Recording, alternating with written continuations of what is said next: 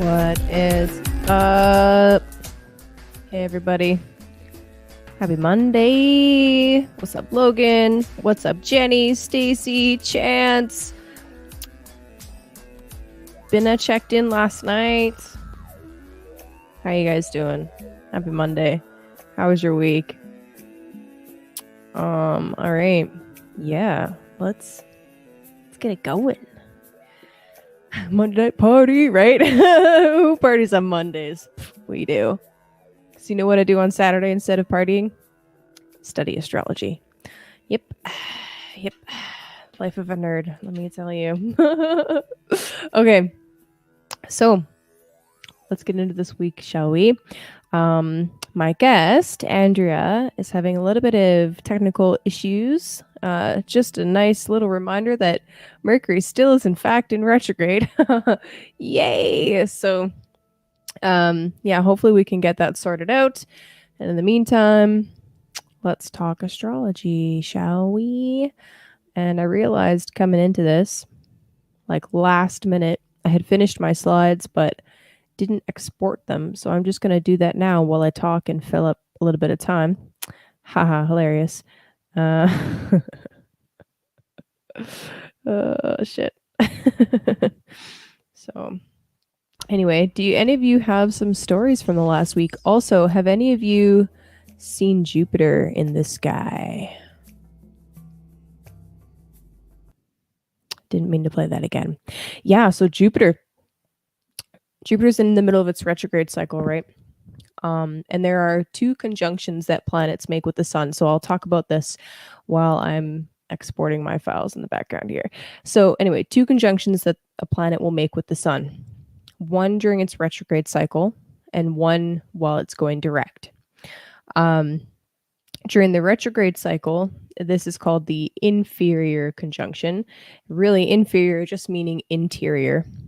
And the other conjunction that happens when the planet is going direct is called the superior conjunction. So inferior and superior, not meaning lesser and greater, but rather interior and exterior. So anyway, this is Jupiter's interior conjunction, where it is passing. We are actually passing in between Jupiter and the sun. So it's super close to us. And as the sun is setting tonight, sun's going down on one side 180 degrees from it, Jupiter's rising like this. So anyway, super cool. Super cool. And I realized I just talked about that as if it was Mercury, because it's not conjunction, it's an opposition. Fuck. So side note, try it. Don't do two things at once. It doesn't work. That's fucking hilarious. Anyway, yes, Jupiter, super crazy bright. I know. Did you get any pictures of it? Because that would be super great. Yeah. Apparently you could see it with binoculars. I don't have binoculars, but yeah, I'd like some. Cool. I love that. Yeah, it's beautiful, super bright. Yeah, we're going to talk about that in a minute. I'm going to talk about what that means to us. And there's my slides. Okay. All right. Hopefully Andy can join us. But in the meantime, I can talk about this. Okay. So anyway.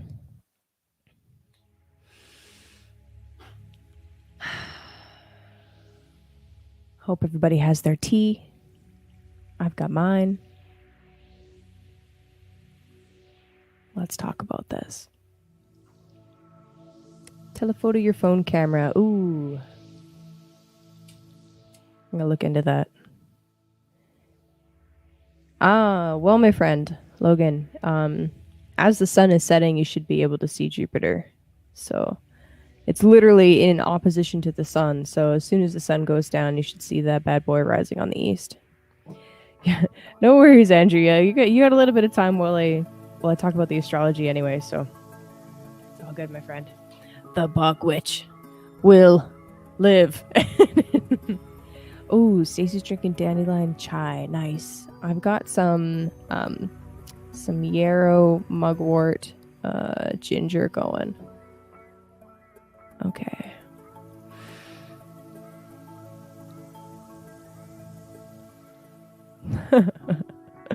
All right, so a list of some of the major transits. As you can see, I'm going to just leave that on screen for a second for you guys so you can copy them down if you want. Basically, the biggest things happening this week, Venus is moving into her home sign Libra. The sun is in opposition to Jupiter. Resurrect me, guys. Everybody send a prayer to Andrea's tech.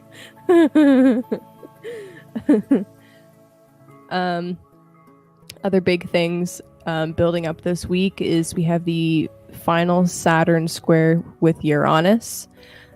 This is a big deal. And then Mercury finally resurrects. Oh my god. Mercury finally stations direct. Oh, that's funny. Good stuff. Okay.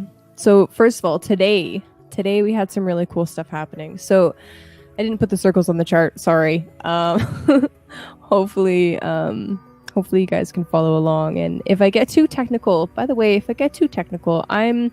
I'm still practicing, not just talking in astrologies and talking in fucking English. So if something is unclear, I don't really tell you what something means. Please just put it in the chat. I'm trying to watch so that I can go back and address anything so you guys are clear. Okay, so Monday, today, Mercury passes the baton to Venus. What does that mean? Mercury and Venus were exactly conjunct at one point today. They're a little bit past that point now. But there was this moment where they were on the same degree and the same minute. And there's this exchange of energy that occurred. Now, for a while, we've had Venus in Virgo, and we've had Mercury in Libra. And these two planets rule the opposite signs that I just said, right? So that was called a mutual reception. And while planets are in mutual reception, they're able to like call each other up and be like, hey, this is going on in your house. And we talked about it, right? We talked about the wife swap thing. Hilarious. But anyway, now as Mercury's going through his retrograde cycle, you can join with the sun right on the Libra ingress and then move back into Virgo, met up with Venus, and he's passing Venus a message about what's happening in Libra, because Venus hasn't been able to see Libra. She has no idea what's happening in her own home. She knows what's happening in Taurus, and it's a shit show over there. All right, it's a shit show with Uranus and Rahu. It's just chaos and tension and conflict. But in Libra, she has no idea what's happening because you can't see the signs that it's right next to you. Right? It's called that sign has an aversion. You literally can't see something that's right beside your head if you're too close to it. So anyway, they passed this message. You can look at this a couple different ways, depending on what you're going through personally and where this is hitting your chart. Hopefully at some point today, either you got a piece of information or some kind of technological challenge was resolved for you. Jesus will heal you. Jesus will heal you. Thank you for that. I don't know who that is, but anyway. So some kind of, hey, Andy's back. What's up, Andy? Glad you're back. Okay, good. I can't hear you yet, but that's okay. Just hang out for a minute. Okay. Oh, thank God. Okay, anyway, sorry. See, some kind of technological glitch like comes to resolution. I'll share something that happened with me today, actually. I've been dealing with a little bit of fraud and technological glitches with my bank account. And today, some things got resolved finally, which was actually really nice. So I didn't check the exact timing of when that happened. It doesn't really matter. The point is the energy was there and there was a resolution. So that's really cool. The other big thing, what's up, Brayden? The other big thing happening right now that we mentioned a little bit is the sun is opposing Jupiter in Jupiter's retrograde cycle, meaning Jupiter is super close to the sun. For the astronomy of the thing, we're passing in between the sun and Jupiter. If you don't believe in that paradigm, I don't know how to explain it to you because I don't know any other. Dude, that is crazy. Okay, not that many times, but yeah. Anyway, if anybody out there that is listening is into flat Earth or the geocentric model, I encourage you to find a way to explain how these retrograde cycles work. Because personally, I don't know how to explain it to you other than what I just said. But anyway, Jupiter's real close. You can see him in the sky. Go check him out after the sun has set. So one thing that's really cool about this, I mean, Jupiter's presence expands things wherever he touches.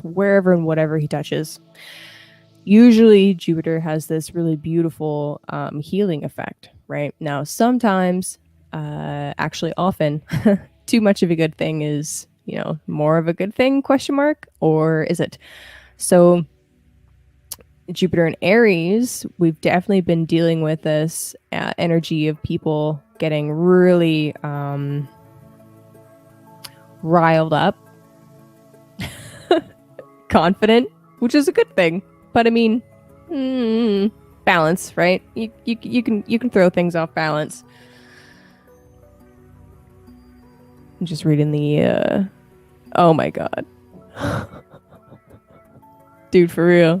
Oh yeah, that's insane.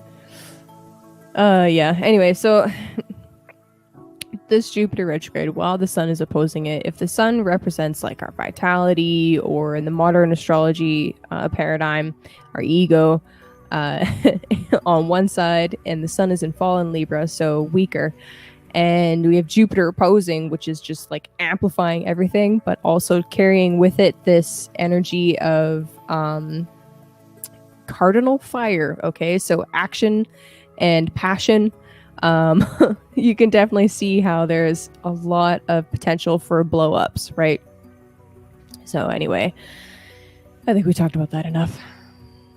I've seen this play out in my life in a few different places, which is interesting. But anyway, Tuesday, I didn't write anything down for Tuesday because there's stuff happening, but really we're just in this place of building energy. And I'm sure you guys have noticed that I put Libra as the first house for these charts. So I'm trying to assist you. I'm trying to teach you and assist you in seeing the chart from different perspectives other than the natural, quote unquote, natural zodiac wheel that we're being shown with the modern paradigm of Aries on the rise always. So since we're in Libra season, I thought for the sake of balance, I would put Libra on the rise for these charts. So just thought that was fun to point out. Wednesday, we have this aspect between Mars and Saturn perfecting called a trine. It's 120 degrees. It's a harmonious aspect. So this is actually amazing. This is a constructive and supportive aspect, right? It's a trine. With Mars, we've talked quite a bit about Mars and Gemini and how it's just further aggravating people and causing these divides and all of this stuff. And then Saturn and Aquarius, the negative side of Saturn and Aquarius, of course, is control of narrative, control of technology, censorship, lockdowns, etc., etc. The positive side of these things, not those things in general, but the energies of these planets, is community building. Saturn and Aquarius is also about building community. Saturn needs something that is long. Saturn needs you to build something that is long lasting. That's what he wants, right? A strong foundation. So any kind of community building activities that are happening that are not based on something solid they're not going to last. They're not going to continue, right? So Saturn is helping us deconstruct in order to reconstruct. And Mars is literally the construction worker.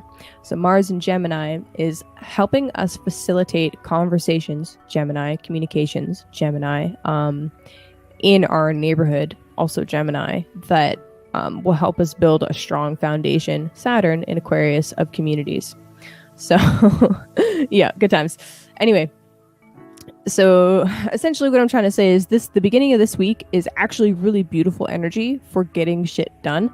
The biggest thing to just keep in mind and check yourself is if there's like a flame war going down, you don't necessarily need to get involved. I mean, I'll leave that up to you guys. You know, you do what you want, but just saying.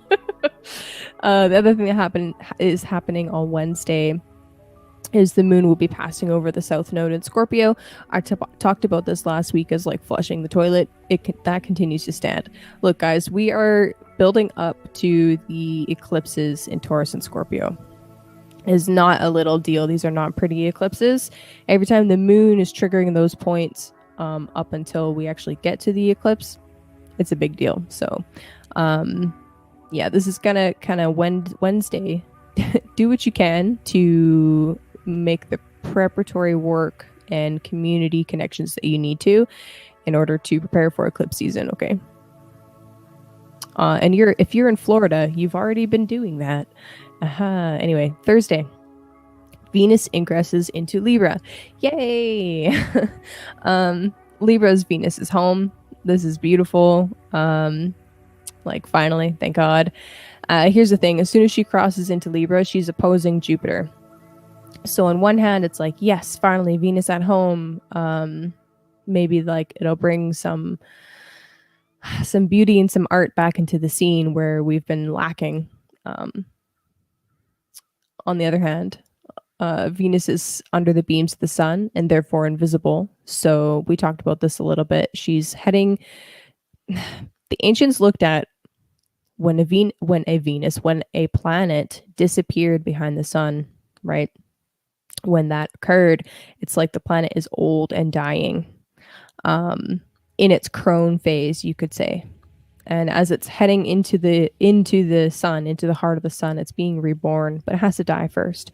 So yes, Venus is at home. Yay. However, Venus is dying right now. That's what they say. It's not a bad thing. It just means, like I was saying last week, that the areas that Venus rules in your life are going through a big upheaval. So there's some beautiful stuff about this, and there's some like, well, just because, let me put it this way, just because a planet changes sign and it's a good change, a positive change, doesn't mean that the issues happening before are just going to magically disappear. When it comes to Libra in particular, we're talking about relationships, yes, balance, yes. Keep in mind, Libra has the planet Saturn exalted in it, right? We talked about this last week. Mercy and severity. There's relationships and beauty and fairness and equality as a Libra aspect, and there's boundaries necessary, right? So anyway, I think I've harped on that long enough. Yes, seek harmony, but also have clear boundaries. Friday, Mercury in retrograde opposes Neptune retrograde. It doesn't get exact, but it gets fucking close enough, okay? It gets close enough that it doesn't matter. I fully anticipate this entire Mercury retrograde cycle to be just people taking things out of context on purpose, or just miscommunication in general. Mercury will station on Saturday, I believe it is. Let me just actually move forward. Oh, I didn't write it down. It is in my notes though. Yeah, Saturday. Saturday, Mercury stations, which means stops moving. Pretty much exactly opposite Neptune. So I'm hoping that on the positive side of this, that we're able to uncover more illusions and deceit and sort out things that have been plaguing us, you know, especially if we've been dealing with like fraud, like Braden said, and myself, or, you know, other things along those lines. Hopefully, if there are any like conversations that need to be had, that you're able to speak clearly and concisely. That is my hope for you. And then we have to deal with this last Saturn squaring Uranus. Good times. I'll talk about that in a second. And on Friday, we have the first quarter square of the moon, which always brings some kind of tension and conflict, pretty much always. So Saturday, moon opposes Mars, as well as the stationing of Mercury going direct, and Venus opposes Jupiter. So when you get a lot of oppositions like that, a skillful way to handle it is to be able to see both sides of a situation, right? And hopefully with all of this Libra energy, we'll be able to do that. It's my hope for everybody, and myself included, that we are able to pause and listen. Even if we don't agree with the other side, to still be able to pause and listen and help them feel like at least they're being listened to will really assist in not just causing further inflammation and explosions. You know what I mean? Yep. So with the moon in Sagittarius specifically, Sagittarius is about finding the higher meaning, taking the zoomed out approach and looking at something. Sagittarius is known for being a seeker of truth, right? And Gemini, the opposite side of that, is about pulling in the information, also to seek the truth. But Gemini is less concerned about the zoomed out bird's eye view and more looking at the small details, right? They're more focused on learning the little things. So when you have this Moon Mars opposition, it could be really, really easy this weekend to get into some kind of battle, essentially, where you're like, nope, my perspective is right and you're wrong. Basically, just try to stay open to listen to the other side, especially with the miscommunication and even self-deception that can happen when we've got a strong Neptune aspect to Mercury. Yeah, that's pretty much all I got to say about Saturday. And then Sunday, I didn't write anything down for this except just, it's a continuation of more of the same. She would kill Venus. Who would kill Venus? Oh, she would kill Venus. She would kill Venus. Just saying. Oh, that's funny. And then I included next Monday so that I wanted to cover Monday because we don't sit down until 7 p.m. my time. So Monday's pretty much done by the time we come around to it. But the only thing that I see going on Monday, Moon is in Capricorn, so we're really buckling down. We're really buckling down. Oh, did I say? Oh shit! You know what? I put the third quarter square on the wrong day. Oh my god, you guys, this is ridiculous. I am better than this. Oh my god. Anyway. Monday is the first quarter square for the moon and the sun. So yeah, just more conflict. What's nice about this on Monday though is that with the moon in a beautiful trine to Uranus, you can pretty much ignore that other square. With the moon in a trine to Uranus, this is just really helping us move forward in some direction. Like there's a huge amount of frustration and disruption with the Saturn Uranus square. Essentially everything that we were dealing with over the last year and a half, all of 2021 and most of this year, has carried this theme of Saturn and Uranus square. And every time the moon moves through one of these earth signs and the air signs, it's really trying to help us move from a place of contention and friction and into a place of skills and maybe not compromise, but compromise really. This isn't really a kind of, this isn't the energy where you want one side to win over the other. Nobody wins if that happens. Let's just leave it at that, I guess, is what I would say. So anyway, Monday, moon in Capricorn, it's buckle down and get to work, basically. All right. Good times. And now, a full moss special guest, a full bog witch incoming, Andrea. Hello. What's up? What's up? Not much. Let me just turn off my music here. Okay. Oh my god. I can't talk today apparently. Fucking up my slides. Explaining shit wrong. Oh my god. Sorry, Yeah. you want to know what the whole problem was? I had to hit the camera button on my keyboard. That's all you had to do? I was like, I didn't know that was a thing. Okay. That's funny. Oh my god. Well, welcome back, Andrea. Dude, I'm stoked. I'm stoked you came back. People freaking loved the food tarot. Okay. Like, I don't know if you caught that or not, but they loved that. And yeah, I know you've got some sweet decks. Yeah. Okay. What a day. I'm already like, I'm done. I'm just already done. Oh man. Yep. So hopefully you guys understood what the fuck I was talking about through that. Good luck out there. Good luck. Oh man. Yeah. Okay, so I have kind of an interesting story for you guys before we get started. Oh, I don't know if it's actually interesting or not. Oh god, I don't even know if I should tell this. Hold on.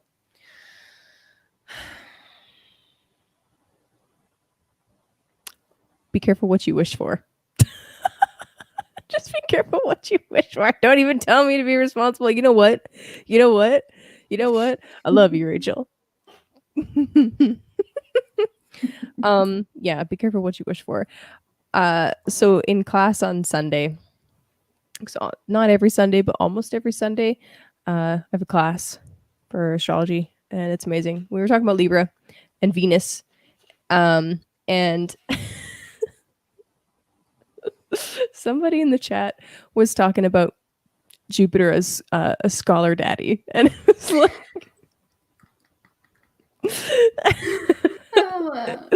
people were like, hey, remember when people would have like Patreons, and then you could further your studies and not have to worry about money or work because, you know, it was being paid for. And I'm like, yeah, like Manly P. Hall had sugar mamas. They're like, and someone else was like, from now on, we're referring to Jupiter as Scholar Daddy. And I was like, oh my God, say your prayers to Scholar Daddy tonight. And then Oh, yeah, backfired immediately. Don't ever pray for that. Okay, no, don't do it. Don't do it. So much People that work. you don't want to be your scholar daddy will show up and be like, hey baby. I own a video store.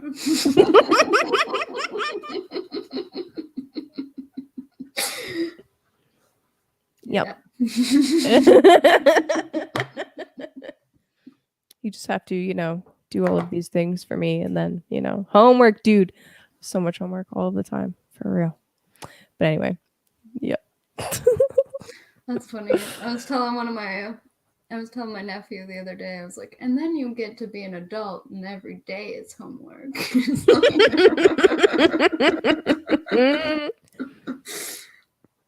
Yep. Oh my God. For real. Take a shot of apple cider vinegar. Man, that's a lot of apple cider vinegar. Good luck. Good luck with that. Good luck with that. So, Bog Witch. Why did I name this one the Bog Witch? Let me fucking tell you, okay? Let me adjust my microphone and get real serious. Listen, motherfuckers. The Bog Witch is coming, okay? I feel like Bog Witch would be more appropriate for like Venus and Scorpio, but guess what? Fall is here, okay? Fall is here. I live in Canada. It's cold already. All right. Yeah, I turned my heat on the other day. I'm still mad. Oh no. Yeah. I was doing some barefoot walking in my yard and it was actually cold. Not frosty yet. No. Yet, but cold. Yeah. Yeah. So we had our hot girl summer, okay? And then the motherfucking giggling Bog Witch. Exactly. Yeah. So anyway, I don't know. I'm feeling the crunch. The need to prepare all of the things for winter. I'm like, oh my God. Oof. Yeah. So anyway, I actually started a fermented hot sauce. It's gonna be good. Okay, so we grew a bunch of jalapenos. And so a bunch of jalapenos. We also have this other really teeny tiny little red, like they're not chili peppers, but they're really spicy, but they're really little. So some of those. And I put some orange and red like bell peppers in there too for some flavor. And also a couple garden tomatoes for fun, just for flavor, and some garlic and our last onion. It's gonna be good. It sounds good. It smells good already. It's very Bog Witchy sounding. It does sound Bog Witchy, right? I know. Thanks, buddy. I was playing with some sacred geometry stuff and was having fun with that. I'm so mad that I can't just use runes. Because guess what? The B and the C rune have been used as a logo for motherfucking Bluetooth. That bastard. So I can't just use that, even though it's a K sound and a B sound. So anyway, that's fine. I like this more though, and I'll tell you why. It actually works. Andy is really quiet. Okay, really? She doesn't sound very quiet for me. How dare you? No, I'm just kidding. I'm just kidding, buddy. Am I quiet now?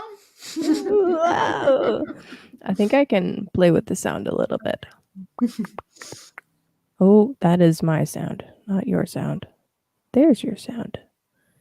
Edit mic settings. I've got the power. Okay, see something now? Hello. Is that loud enough? I don't know. We're gonna find out. You guys A let little us know. better, Rachel Oh, said. oh. Yeah, it comes faster through YouTube than through our comments here on StreamYard. So that's cool. Okay. I'm gonna turn you up a little bit more. Okay.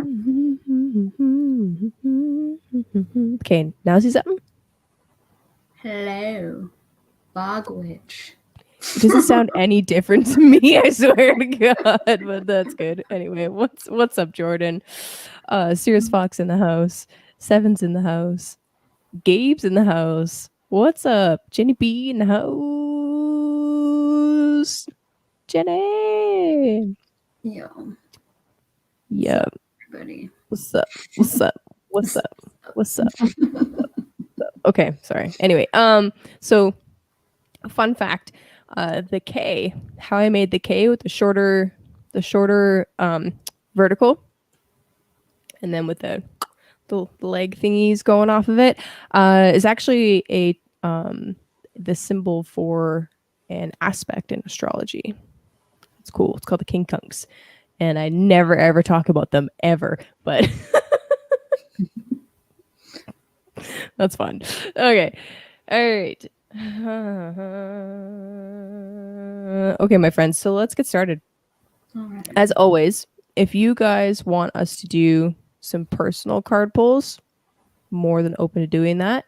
I have no idea what decks Andy brought, so this will be fun. I think she showed me some pictures, but I don't remember. And I just brought one this time because I was like, if I happen to have to go into the book, it might get a little long if I try to do other decks. So okay, that's cool. this is the deck. Let's see it. Oh, excellent. Embroidered Graveyard. It's by the Embroidered Forest, if you're interested in it. Well, everything was embroidered first, and then she like scanned it in and made it into a deck. So it's pretty sweet. Cool. That's super cool. Yep. But yeah, dudes. Okay, if you want a personal reading, let us know. Instructions are below. And in the meantime, we're just gonna go through the signs because that's what we do. Yep. I'll light a couple candles because I got a message earlier to light 2 white candles. So we're doing it on stream today. I got a frankincense, myrrh, and Palo Santo, and then this root chakra candle. Nice. I did not light any candles today, but I brought my juniper with me. Oh, that works. That's super. I love juniper, right? Oh, it's so sweet when it burns. It's like, I love it. I love it. I also really like using stuff that grows locally that I can harvest myself. Palo Santo does not grow here. Sage does, but not white sage. We got like prairie sage, other kinds of sage. White sage grows in BC, but not here for some reason. I don't know. Too dry, probably. You guys have cedar? Ooh, that's not a bad idea. We could do that. Aries brain, you're funny. We do actually. Yeah, we have lots of cedar. There's actually a cedar growing out front. Yeah, that's not a bad idea, actually. I could do that at like literally halfway through at Libra or as they come in. It's not a bad idea, actually. I like that. Nice. Listen,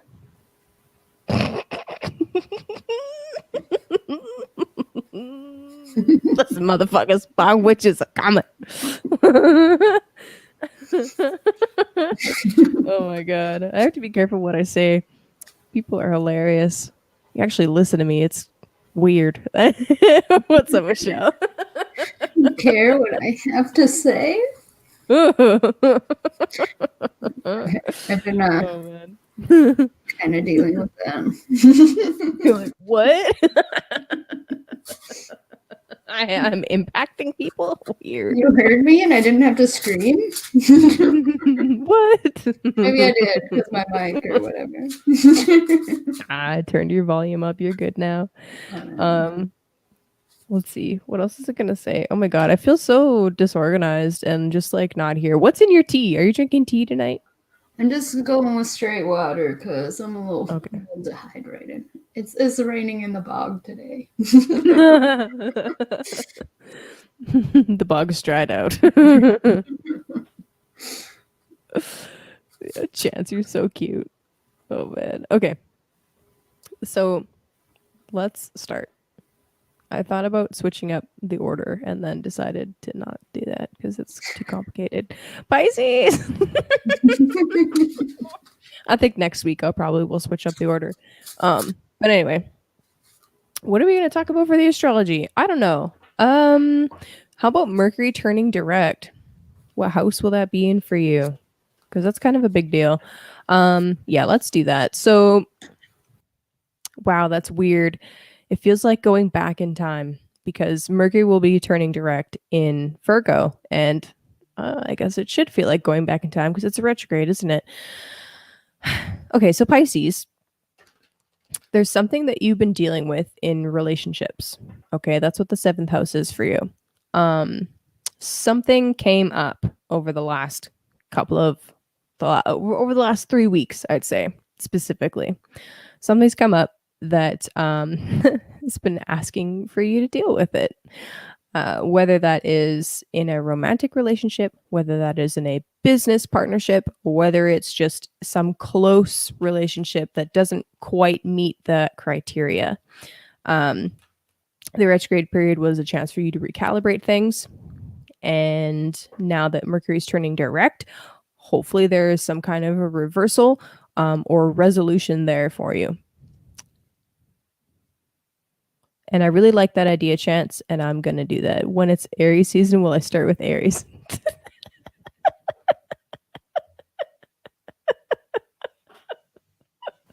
That's still a ways away, though. I mean, it's a long ways away, bro. We're in Libra. We got a lot of months to go. I just don't answer, just laugh. I will, just for you guys. Aww. It's true, though. I do want you to hang all night. God. She wants to lose your energy. Hey, that is dark. That is dark. It's Bogwitch. It's Bogwitch. It's fucked up. Okay. All so right. Pisces, what do we got for cards? Yeah, you're lucky. Because 3 came out. So you got Nourish, and the symbol on here is a harpy. So they're kind of like sirens, to where like they're so very similar to sirens. You may want to look into them a bit. The number of this card is 25, if that means anything to you. So along with what Kaylee was saying, you're gonna probably want to spend some time with yourself and really look at how you're treating yourself. I also got I'm just looking at the symbols really quick before I put it up there. Brother, and the symbols on this one are blue butterflies and a bike. So you might want to go out and just kind of enjoy nature, and if you have any siblings, just make sure to check on them. And sometimes, even if you feel like you're just checking on them, it's just good for you too, so that it can also go along with Nourish. Sometimes we kind of forget how nice it is to talk to our siblings. So, and then the next one I got was Mother, and another butterfly symbol there.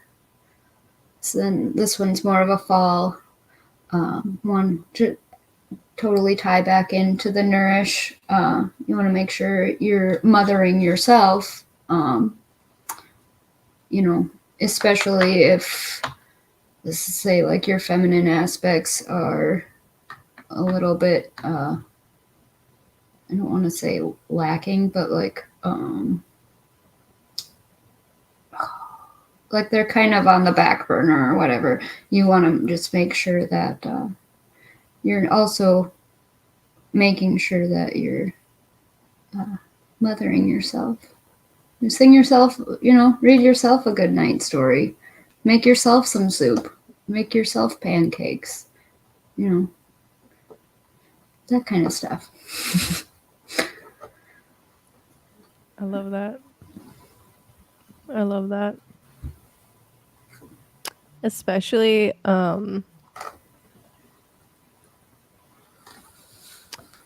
if you've had interesting, or by interesting I mean difficult, relationship stuff coming up, then yeah, it's really important to nurture yourself. I got the 9 of Swords, so yeah, and then the Hermit reversed.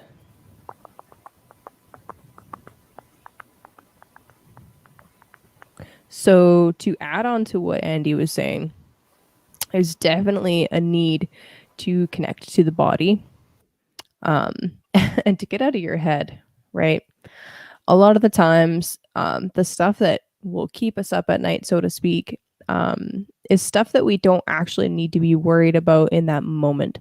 So maybe there's some strategies that you can do, or some strategies that, some tools in your tool bag where you connect more with your body before going to sleep, or before trying to go to sleep. If that has been an issue at all for you, that's what I would suggest. With the Hermit reversed, especially, I mean, that's interesting because we decided to talk about Mercury turning direct in Virgo, and hey, here's Virgo. What's up? So there's definitely a Virgo themed issue coming up for you to look at for sure, 100%. Whether it has to do with the health of your body, the health of your mind, whether it has to do with a pet, whether it has to do with literally your 7th house of a partnership, something is going through a revamping phase. And I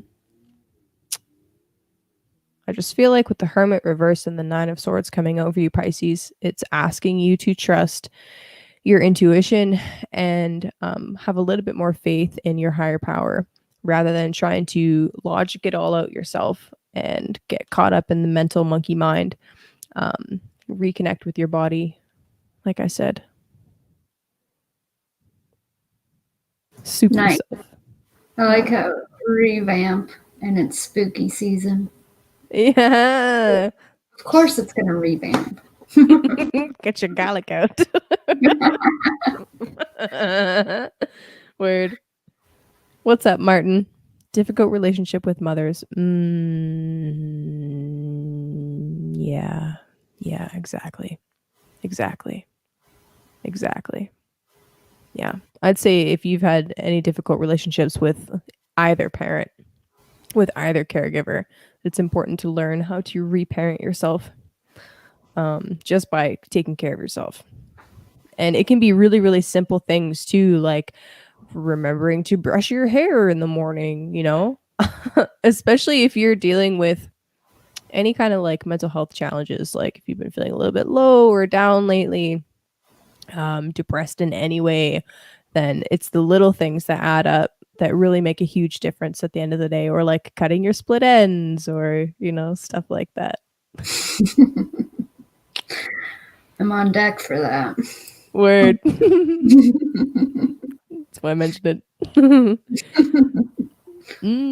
I like that. And that's interesting because I've actually been feeling something happen in my solar plexus area, but on the back. Yeah. Gotta do that. Okay. Aquarius. Aquarius. Do do do do do do do. So Mercury is turning direct for you, Aquarius, in your 8th house. Okay, so for Aquarius, what we've been dealing with is something that has to do with other people's finances, most likely, other people's values and resources. That's the 8th house. Or matters of intimacy. The 8th house is the merging, the joining of assets and the joining of spiritual sexual energy. So with this Mercury retrograde cycle, as it's turning direct here, hopefully there is some kind of, so the 8th house is sudden and unexpected events. Okay. There's a large part of this that literally cannot be predicted. However, what I would say is if there has been something going on there that has to do with literally assets that are outside of your control, whether it's debt, whether it's taxes, whether it's like, I don't know, something along those lines, the Mercury turning direct will hopefully bring some kind of a resolution for you, or you'll find some kind of solution, or something that's been frustrated in those areas will like come to a close, or finally get resolved.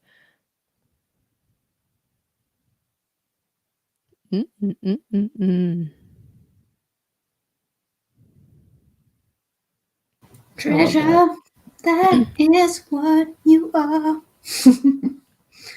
Right. Anyway, and the 8th house is like a hidden treasure chest that you don't know anything about. And then all of a sudden it opens, it's like, ba-da! But then like it's also Pandora's box. So like, have fun with that. Okay, sorry, go ahead. Speaking of singing in Pandora, your card was our song. It's number 27, which adds up to 9. So going back to if you got other people involved in any area,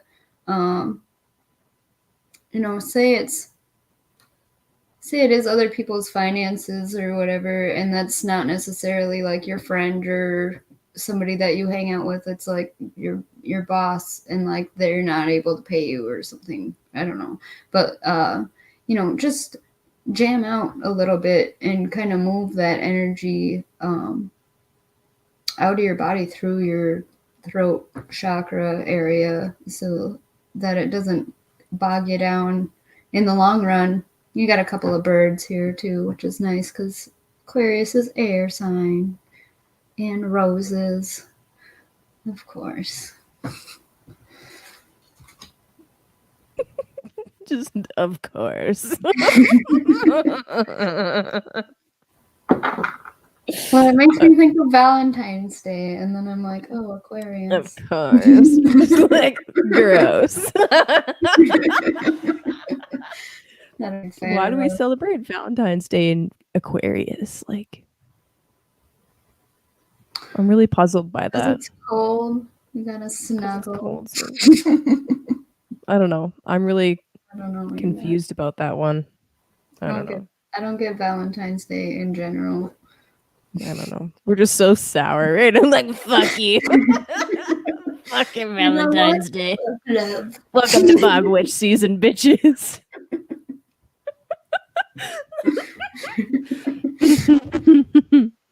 No, I don't know. I think it has to do. Oh my god, I'm gonna go off on a crazy tangent. Never mind. Speaking of Valentine's Day, we got the King of Cups for Aquarius. The King of Cups. I like this. This is really cool because, so the king is reaching a point of maturity. Okay, with cups, we're talking about emotional, psychic, artistic stuff. So 8th house transit, it's pretty cool. I'm choosing to see this for you, Aquarius. It might not resonate for everybody, but I'm choosing to see this as you stepping into a little bit more maturity about something. It's like, yep, that sucked, but you know what? I dealt with it. I dealt with it in a mature and responsible drink manner. Oh. Yeah. Where is my drink? It's not very responsible. Where did it go? Oh, anyway. And underneath the deck, honestly, is the 10 of Swords. So there's the shitty situation that you've been dealing with, and the 10 is actually positive because it means it's the ending of that situation. Okay. So keep your head cool. Mugwort shot. Exactly. This is actually, it's really fucking bitter because I put too much mugwort in here. Whoops. So we'll see how that goes. Anyway. So this is positive, Aquarius. This is positive. And I'm hoping that you're all able to embody this energy, right? So Aquarius gets a bad rap for being disconnected and unemotional, which is why Valentine's Day falling in the season of Aquarius is so confusing. It's like, what? That doesn't make any fucking sense. Aquarius is like aliens. But sorry if you're Aquarius. I apologize. I don't actually think you're an alien. But so this is you choosing to open your heart, okay? Choosing to be vulnerable and choosing to share with other people and have honest conversations, not necessarily conversations, but having honest heart-to-hearts with people about what you're feeling, why you're feeling that thing that way, and moving through that stuck energy in a healthy way. Hey girl, hey. That's right, I forgot. That's cool. Anyway.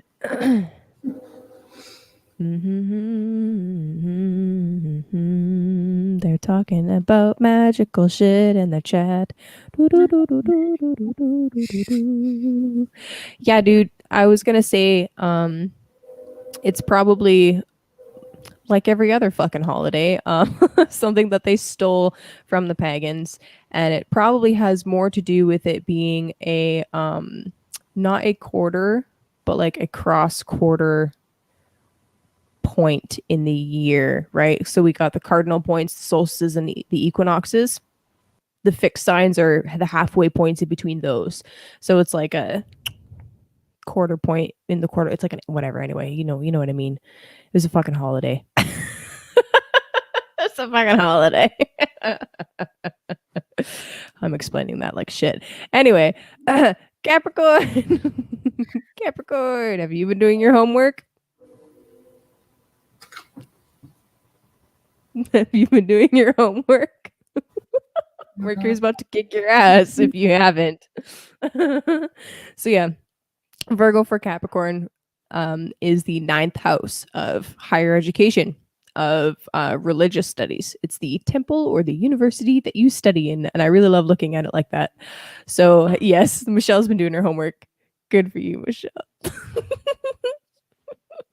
But yeah, literally, you better be doing your homework. That's all I got to say about that. Just fucking just do it. Just go do it. Get to work. Why are you here? But thank you for being here. I love you. You can listen while you do your homework. It's called multitasking. Says the Gemini. Yeah, did you see what multitasking got me earlier? It was a shit show. It was not good. Oh man. Or maybe it's because Jonah, Aquarius is a metaphor for the yoni. Bringing in a reference to the sacred feminine. Interesting. Maybe.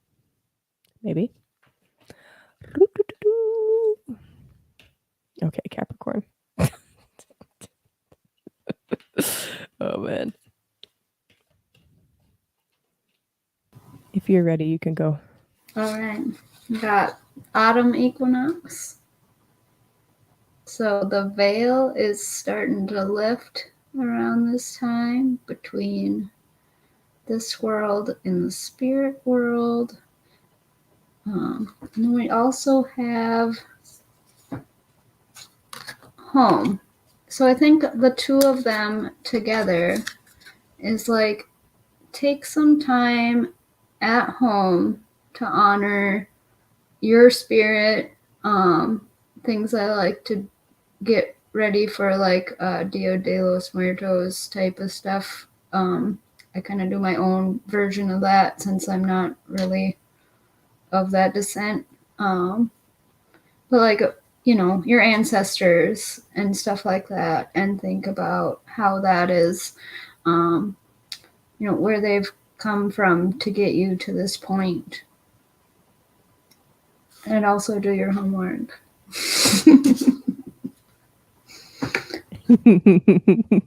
And also do your homework. Don't forget.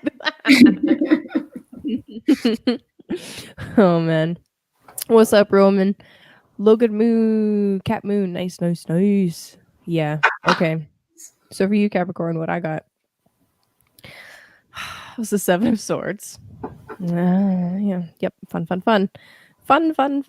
And underneath the deck is Cernanos, aka the devil, aka we showed up to our reading. What up? Okay, so get ready to just fucking take a bunch of shots, all right? Cernanos is about responsibility over all of your energies. All of them. If you don't take responsibility, guess who's gonna come and fuck your shit up? Don't piss off your ancestors. Don't piss off your ancestors. I like that. That's funny. Yeah. Oh my god, that ties in nicely. Here's the thing with the Seven of Swords. So this could be you trying to be witty, right? It's not always somebody else wheeling and dealing and thieving and shit like that. Not always, right? Sometimes it's, well, I mean, it could be. I mean, we got the devil card. Okay, we got the devil card, the Seven of Swords. Worst case scenario, I'll give you both sides of this, all right? Worst case scenario, you're dealing with somebody that's toxic as fuck and you need to get away. All right, that's like worst case scenario. All right, that's one possibility. The other possibility is that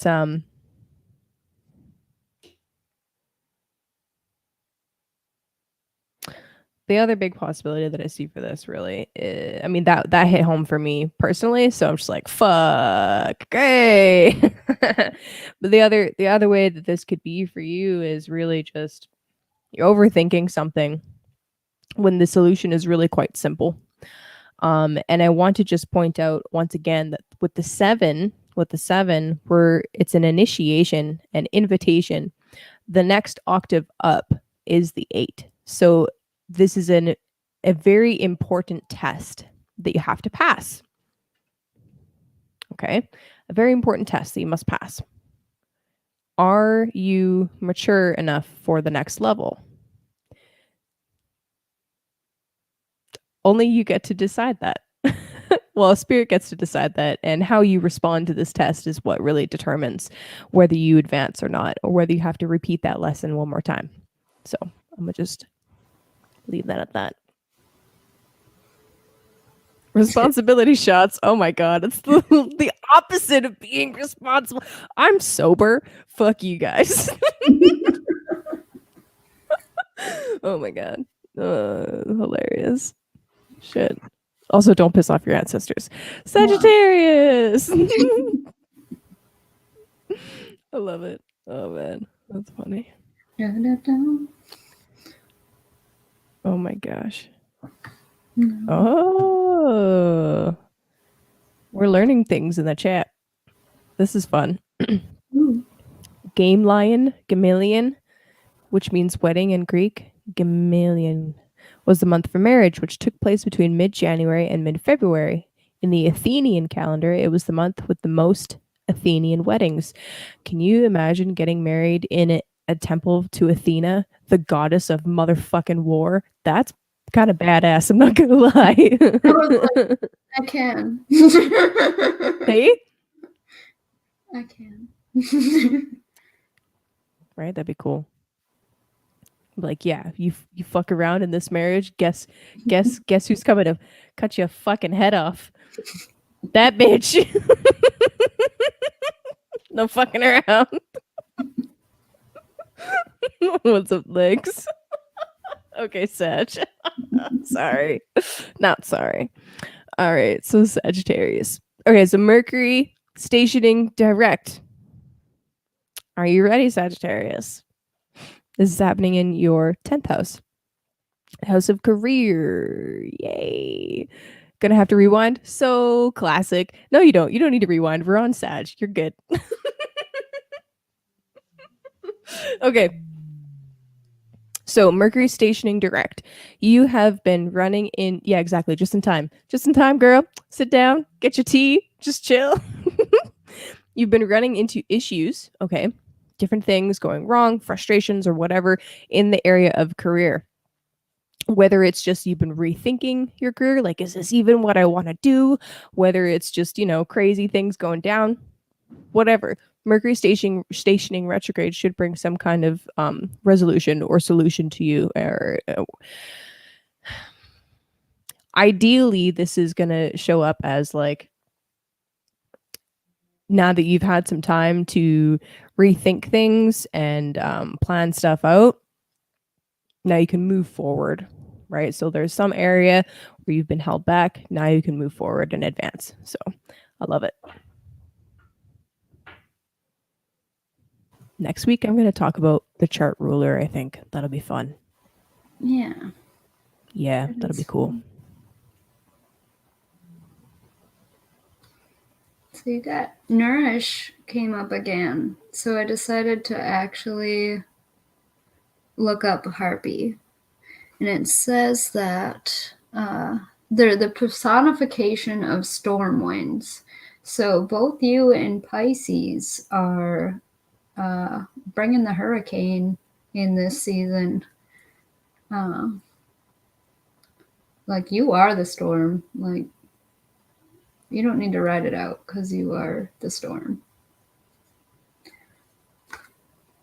I don't know. Keeping it simple. I like it. Yeah. Boom. Boom. What's up, J-Lo? Yep. Okay, so this is cool. This is really cool, Sag. This is a beautiful fucking card. This is a beautiful motherfucking card. The 10 of Pentacles. The 10 of Pentacles. So that's interesting. So pairing that with Nourish, right? And pairing that with what we know is going on with your chart ruler, with it being an Aries retrograde, with all these planets triggering it from opposite across the aisle, you could say. It's like there's repeated opportunities coming up for you to, repeated opportunities for you to come up to seize the day. Carpe diem, motherfuckers. That's such a Sag thing. Oh, seize the day. Yeah. Okay, but for real. For real, though. It's not a bad thing to slow down a little bit, right? So Jupiter retrograde, yes, it's in Aries, but maybe it's not a bad thing for you to slow down and just like reassess some things, okay? Mercury turning direct, this could very literally result in some kind of literally public recognition, right? 10th house we're talking about, some kind of public recognition, some kind of career advancement, or some kind of reward for putting in consistent effort. So that's really beautiful. And on the bottom of the deck is the Princess of Swords. So it actually seems to me like if there was some kind of confusion or misunderstanding or just confusion or misunderstanding, this is getting resolved. And it's just important that you take the initiative in order to help resolve things, right? This is not the season for shoving things under the rug. Please speak your mind. I love it. Slowing down is horrible. You know what, Chance? I love you. Okay. Crazy man. Scorpio. Especially if you're a top hopper. No comment. Scorpio. Okay. Speaking of not top hoppers, Scorpio. Ooh. I'd love to hear how that resonated for you. You can message me privately if you want. Okay. Scorpio. So this is your 11th house that Mercury is turning direct in. Let's see. What do I want to talk about with this?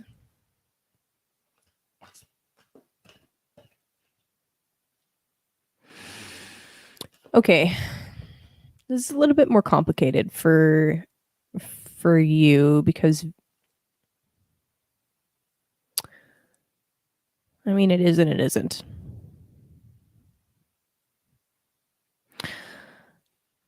With Mercury stationing direct in the 11th house, right? We're talking about rewards, hopes, dreams, wishes, long-term goals, community endeavors.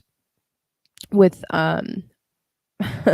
so it's like you have been reassessing and analyzing what kind of like community involvement and what kind of long-term projects you want to take on or want to keep going. There's been almost like a pruning has needed to take place. And now that that's kind of been taken care of, now you can move forward. The conjunction today with Venus and Mercury happened with the Lord of your 7th house of partnerships and your 12th house. So just kind of want to add this in there that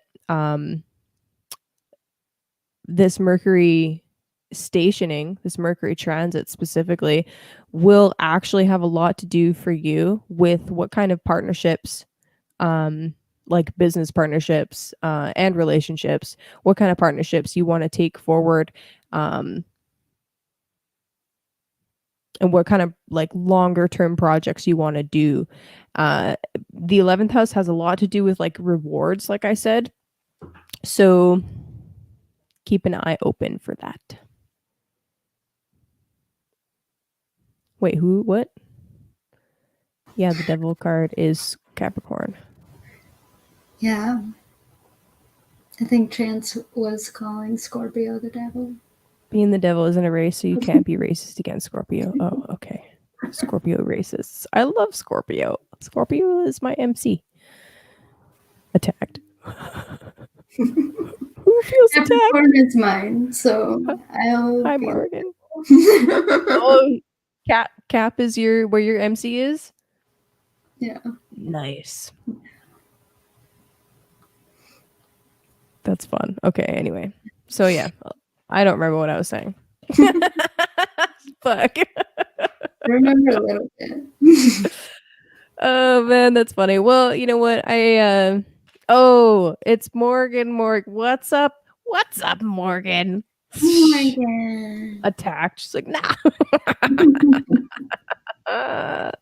Girl, she has a mean cackle. I love that lady's laugh. It's the best. I'm like, I'm not alone. Yep. So I like it. It's good shit. Yeah. It's always nice to cackle. I like that you said pruning because we got here spring equinox. So you're going through some kind of a rebirth. But yeah, there was usually like with bushes, you'll want to prune them either later in the fall, like right after the first frost, or right before it starts to warm up in the spring. So that totally makes sense with the spring equinox card.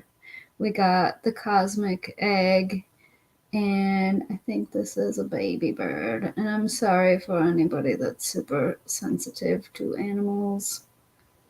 The number is 66. You also have a beautiful moth at the bottom, which is a night pollinator, which I think really suits Scorpio. They're kind of dark, but they're necessary.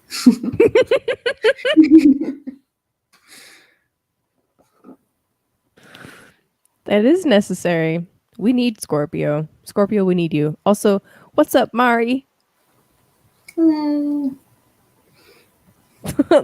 That's because Roman's not a Scorpio rising. He's a Taurus rising. Anyway. Just outing people. His chart's public. Okay, anyway. Scorpio. We have the 7 of Wands for you, Scorpio. You feeling a little bit defensive? Why? Why are you feeling defensive? I mean, never mind. I know why. You're Scorpio. Oh, what kind of seeds? Were you planting garlic? Okay, sorry, distracted. All right. This very much okay. Number one, like I said with the 7 earlier, right? This is a very important test or initiation. Initiation. I'm not drunk. Initiation.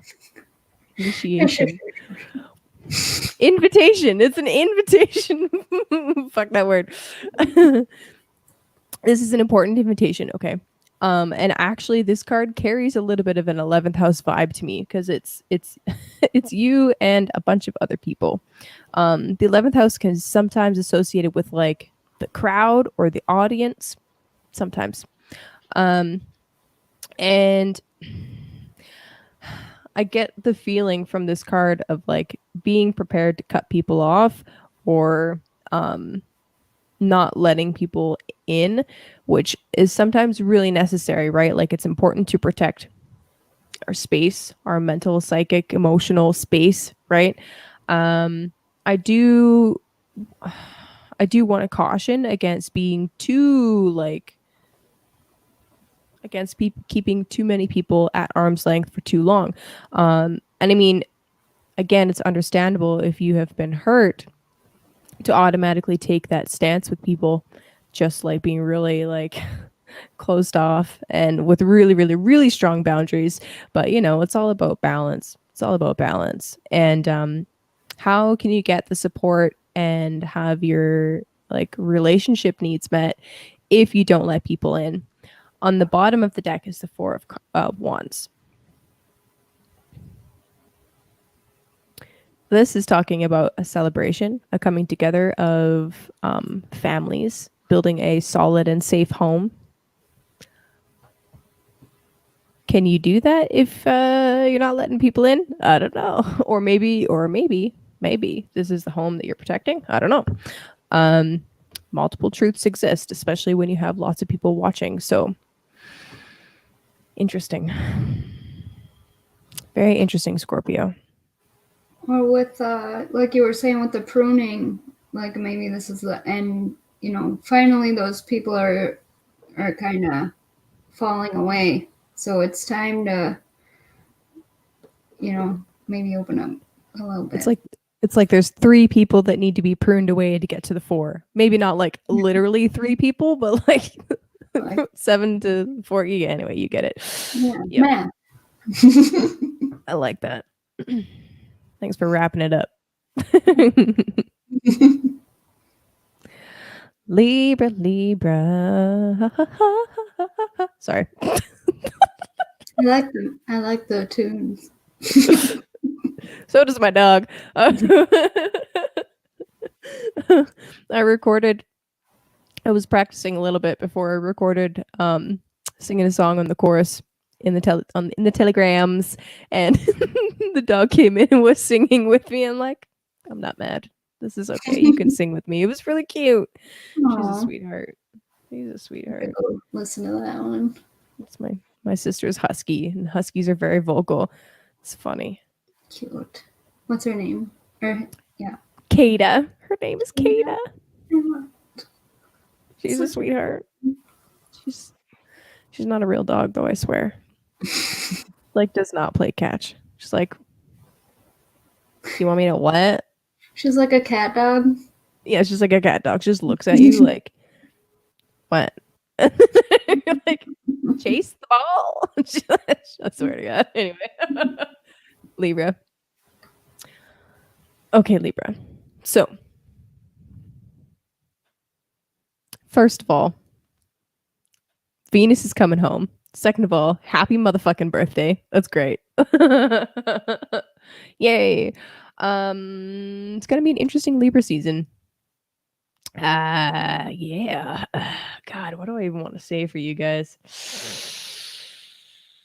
Oof. So Mercury stations to go direct in your 12th house, the 12th of the isolated places, to just put it simply. I learned something, or I heard something actually from another astrologer, Gen Z. I forget how to pronounce her last name, but anyway, what she said is isolated places don't have to be like jail. And I never talk about it in that way usually. Okay, I usually don't talk about it in that way. It can also be reading a really, really good book. You know, when you're reading and you're really into it, you don't want people to talk to you. You're isolated. You're in your own little space, reading away, doing your own thing. And you know what? I witnessed this. Not in it wasn't a book, but I witnessed my Libra sister over the weekend. We were Oh, that's sweet. I love cat dogs. We were tuning into this cold climate permaculture conference. And she was glued, man. She was fucking glued. I had other things to do, so I couldn't tune in the entire time. But anyway, it was like her in that conference, and you were not pulling her away from the conference, even during question period. Fuck that. Nope. It's like, this is what I'm doing right now. And that's cool. That's cool. Sometimes that's what you need to do. I love it. But anyway, Mercury stationing retrograde in the 12th is a lot like that. It's like, well, actually, yeah, I do have some work or some organizing or something like academic to do because it's Mercury and it's in Mercury sign. That's a lot what that's about. I could also see the Mercury stationing direct in the 12th house bringing up something that has gone unresolved that needs to be brought to the surface. So some kind of like subconscious or some habit or thing that you're doing that is essentially amounting to self-sabotage needs to come to an end. So Mercury stationing is hopefully going to shed some light on that and be like, okay, now you know the effects of this thing. Now it's time to actually stop that thing and fix it, basically. It's very Virgo. Just fix it. So yeah, I love that we were talking about dogs. And this is the card for Libra, Faithful. So you got a few balls here. And, you know, not only being faithful to, with Libra, there's a tendency for people pleasing. So that kind of goes back to the self-sabotage because it's like you can kind of mess up relationships or stuff like that by people pleasing and trying to play like both sides of the fence in an argument or something like that. And you may want to just, be a little bit in isolation. Maybe instead of hanging out with people, you just hang out with your pets, and kind of reflect that way of what's good for you, what's good for the people closest to you, and what's, your little puppy dog eyes. Sorry. I'm thinking of a couple people. Are you really? That's funny. Oh man, I love that. I love you guys. You know who you are. You know who you are. You know who you are. You fucking bitches. Just kidding. Step right in the fence. Get off the fucking fence. Yeah. Dog fence. It all ties in. It does. It does. It really does. Yeah. Oh man. I got the 4 of Pentacles, and underneath the deck is the 4 of Wands. 4 balls. All right, Libra. And 4 balls. Here's your scales. All right. Right now they're like this, and you're being asked to bring it back like this, but not by people pleasing. Move your balls around. Move your balls around. Okay. So what I love about the 4 of Pentacles, okay, this is actually a Capricorn card. The way that I learned them anyway. Since meeting Mario, I have to preface like everything with that. Like, I know you have like 20 systems, okay, but my system says this. This is the one. Fuck. Anyway, I like the system. Anyway, okay, so Four of Pentacles. All right. With the fours, we're talking about needing stability. With the Pentacles, we're talking about something physical. Your physical needs. Your physical needs need to be taken care of. Okay. That's what the Four of Pentacles is talking about. It's less about the community needs, less about relationship needs, and just making sure that your needs are taken care of, right? Do you have enough money in your savings? Okay. Do you have enough cash taken out? Right? Do you have enough food to get you through the winter? Basic stuff like that needs to be taken care of, because I'm gonna relate it to zones. In order to take care of zone 5, 6, 7, 8, 9, 10, zone 1 has to be taken care of. Zone 1 is you, motherfucker. It's you. You have to take care of you first. I'm gonna use the analogy or the cliche, you got to put on your own gas mask first, right? Your own oxygen mask, right? You have to take care of yourself first. So that's the most important thing. And that is what is needed in order to achieve harmony in the home, in order to have a stable home. You can't have this if you are not taken care of, right? It goes back to this tendency of Libra to people please and sit on the fence. And I love you, Libra. I love you, Libra. But yeah, you gotta, sometimes you can't be on the fence. Sometimes you have to take a stance or take a stand, or make a decision. Which really, that these cards aren't talking about that, but I'm talking about that because I'm watching shit go down and it sucks to watch it and not be able to do anything about it. So you guys are hearing about it. God damn it. Oh man. It's on those balls before it gets cold. You know, I was thinking about not that specifically, but I was thinking about being out in the sunlight today. It was actually really beautiful. So I was out in the sunlight, but I was like, oh man, gotta soak up as much of this as I can. So yeah, take care of your own needs first and make sure that you're taken care of. Otherwise, you know, zone 6 and 7 are not gonna save you. Virgo. Virgo, happy belated birthday. I hope or go behind the fence so I can be alone. That's funny. Reminds me of Wilson from Home Improvement. Just peek over. Howdy, neighbor. You never see his face. What's up, Cody? Have you stored enough nuts? Have you stored enough nuts? Have you sunned your balls enough for the winter? Good question. These are things we need to know. Oh man. Virgo. Right. Okay. So happy belated birthday. I hope you had a good birthday month. I hope you didn't kill Leo.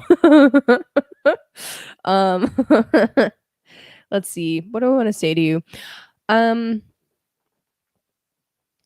With Venus going through your sign, it can feel a lot like, well, depending on where Virgo is in your chart, that can be like quite literally just feeling more attractive, or really putting pedal to the metal to, no, pedal to the metal is more Mars, but doing more things or refining your own processes in order to magnetize or attract more abundance to yourself. That's very much Venus and Virgo to me. I'm thinking of the Nine of Pentacles specifically. Anyway, with Mercury stationing retrograde, or sorry, stationing direct, other way around, in your sign, especially after today of passing the baton back or receiving the baton, maybe both. I feel like the conjunction between those two planets as they were connecting was kind of like information passing back and forth. But anyway, with that happening today, with Mercury stationing in your sign and Venus being your your second house ruler of resources. I feel like this is a really important time for you to initiate projects that will assist you with getting your finances in order. Straight up. Assets in general. So not just finances. Like we think of the second house nowadays as like money, but it's all possessions, all assets. So, maybe you went through a period of, during Virgo season, I did this myself of just purging certain things from my wardrobe and from like my desk area and getting rid of crap, just crap literally that's weighing me down, cleaning up basically. It's very Virgo. So I could see you continuing this and then really turning the focus on your financials, right? How's your budgeting looking? Do you budget? Virgo, fucking budgets guaranteed, but just saying. How's that looking lately? Yep. All right. I love what you were saying in the beginning with these cards here. Second house. So we have self-love. You got to take care of yourself. Take a look in the mirror, and this is an 11 card as well, so that's helpful. Take a look in the mirror and just tell yourself good job after going through, taking the lead in the sky clock for a while. And then we also have beauty for second house. That's awesome. Got this Medusa head. It's 8 snakes coming out of a garden. So I don't like to look at the snakes all the time as being a sneaky snake. Maybe it's more of a protective kind of a snake in this deck here. Protecting your thoughts. Looks like she's grown some nice things for herself, and it's on her head. So to me, that represents thoughts. And so protect those good thoughts of yourself that you've maybe been working on. Also with second house, with self-love and beauty, makes me think of, not just cleaning your house, but, go around, light some candles, make it cozy, it's Bog Witch Autumn. It's time to make it look so. Yes. I heard a really lovely suggestion from actually a tarot reader that has some strong Virgo in her chart.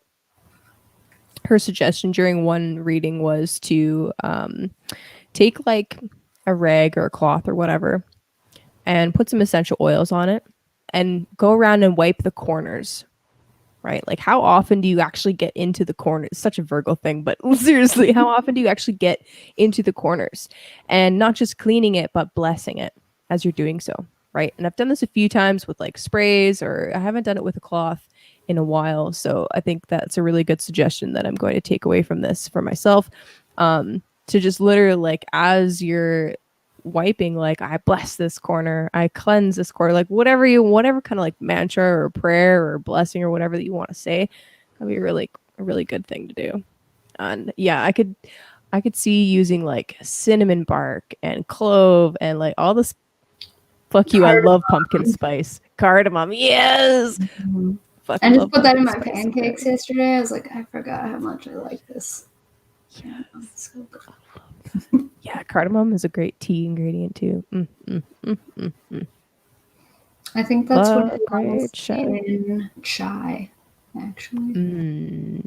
Cinnamon and cardamom. Yeah. That sounds like something that would be in chai. I don't know if it is or not, but it sounds delicious, so I'm down with that.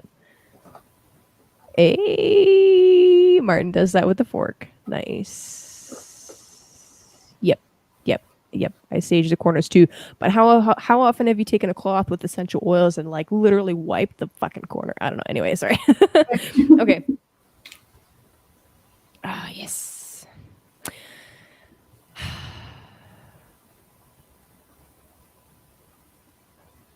Yeah. I should move my crystals J-Lo around. comes. Actually. Totally right. Yeah, it's time. It's time. Okay, so for what I got for you, Virgo, is I got the Five of Pentacles. So we were talking about financial stuff, and then boom, financial card comes out. How many snakes were on that lady's head in your card? 8. Oh, okay. There's 5 flowers, though. There's 5 roses, 8 snakes. Interesting. Yeah. Okay. So anyway, Five of Pentacles. I'm not surprised that this card came out, considering the astrology that's happening with your second house lord and all of that fun stuff and the retrograde cycle, etc., etc. But I kind of feel like this is you right before Mercury stations, and it's like you're just not quite seeing something right now. So be especially cautious around your finances, around making deals, around all of that stuff with this Mercury opposite. Okay, so with Neptune in Pisces opposing the last degrees of Virgo, and with that being where Mercury turns direct, just be extra cautious about all of that stuff, right? Just cross your eyes and dot your T's. Okay, do all of that.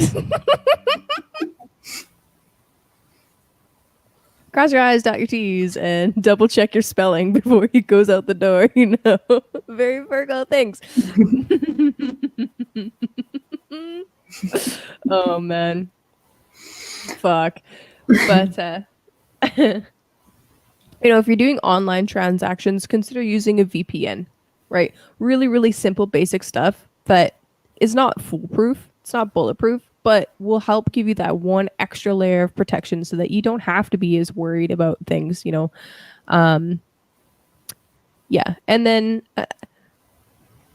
the other thing I think about the Five of Pentacles coming out is that it's about mindset. Sometimes this, how could Virgo not check their spelling? You never know, man. You never know. Shit. If they have a Gemini moon, maybe? I don't. Exactly. I don't know. The other thing that I think about the Five of Pentacles is that sometimes it's a mindset thing. Actually, often it's a mindset thing, right? There's actually so much more abundance that's right there. You're just not looking at it. You can't see it. And sometimes it's, you know, maybe there's something that happened that's making you close your eyes. Or like, I mentioned at the beginning about how houses next to each other can't see each other. That's literally like her right now. Like, I can't see it. Can't see it because it's too close. So anyway, just be extra mindful. And maybe if you are struggling in the financial sector right now, what you need to do, this is on the bottom of the deck, is take a time out. Take a quick time out. Take some time to meditate. Chill out. Put a pause on it for a little bit. Take a step back. And then reapproach it with a renewed and refreshed state of mind. Yeah. I like that. Reminds me of Michelle had that video not that long ago. Sometimes to go faster, you gotta slow down. Reassess what you're doing. Yeah. Well, it's true. I mean, if you can't do it slow, you can't do it fast. This is true in martial arts. This is true in astrology. This is true with everything. If you can't do it slow, you can't do it fast. So, honor form more than speed.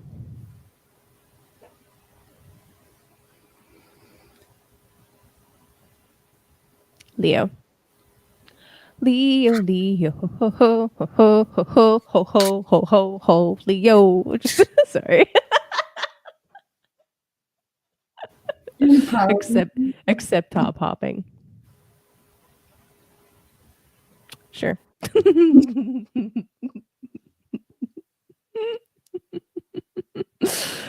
Oh man. Okay. So Leo.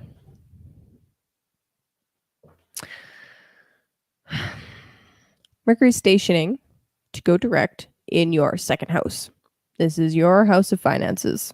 So it feels like we're talking about this a lot, but it is what it is. What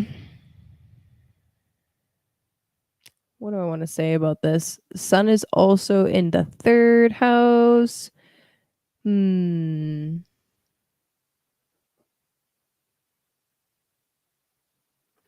So when Mercury is stationed, Chance, have you found your car keys yet? Because second house is possessions, and it might be okay. This is for any Leo out there. If there's something that you've lost, literally some physical thing that you've physically lost, Mercury stationing could be when you find it. Just putting that out there. Like sometimes astrology is literally that literal. It's amazing and freaky. But what else could this be indicating? So if you've had issues with your finances, again, the stationing could be a moment of like revelation.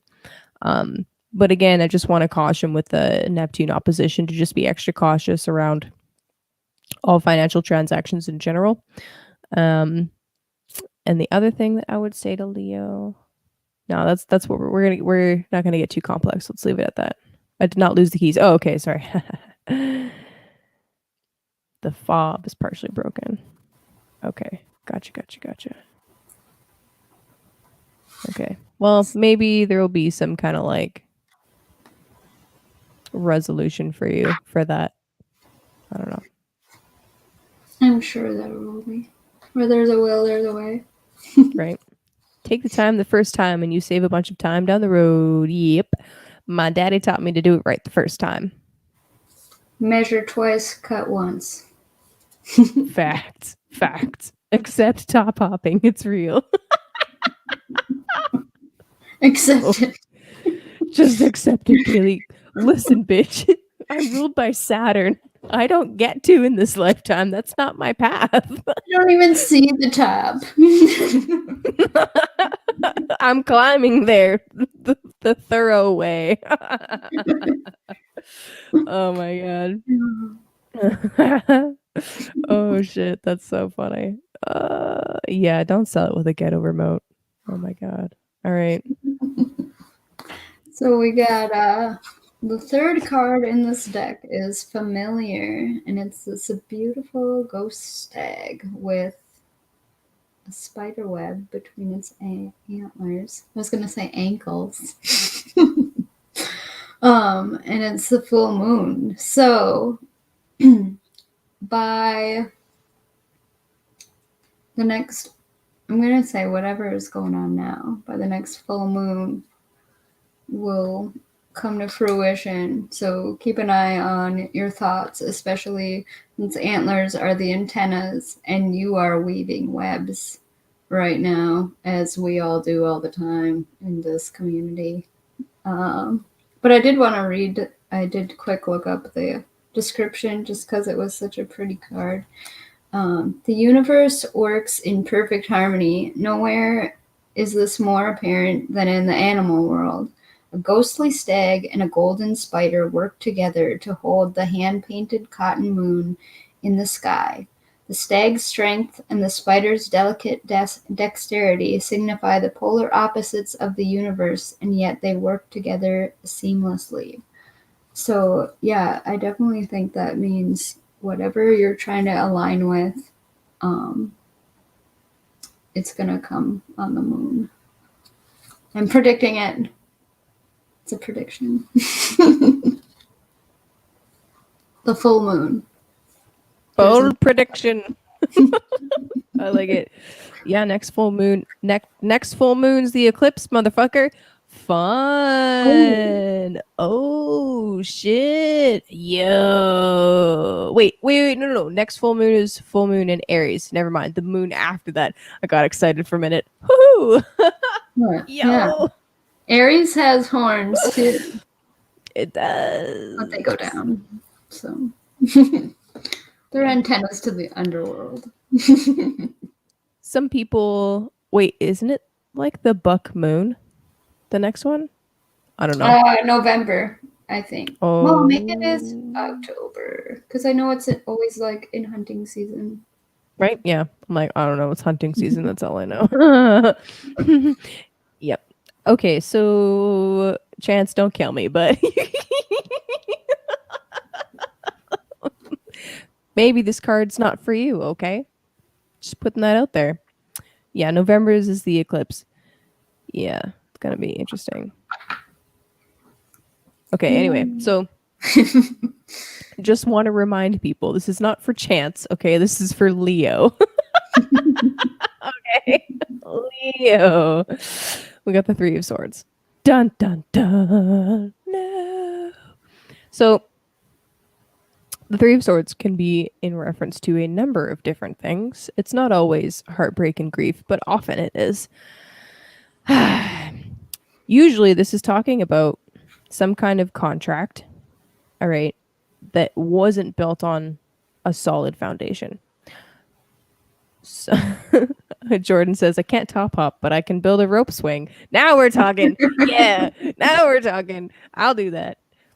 Logan, I will read for you right away. Okay. Instead of waiting for the end. I like that idea. Let's play with that. Anyway, Leo, the Three of Swords. So here's the thing. This is some kind of loss, right?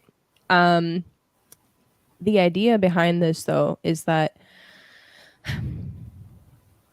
wherever there's an ending, there's always a new beginning. It's just you have to move through those feelings of grief and loss. Speaking of motherfucking top hopping, you have to move through those feelings. They have to be processed. Okay. And underneath the deck is actually the Four of Swords, which is quite literally somebody processing the loss of the three. Right? So anyway, and here's the thing. If the contract wasn't built from a solid foundation, like I was saying before, then it was going to come crumbling down anyway.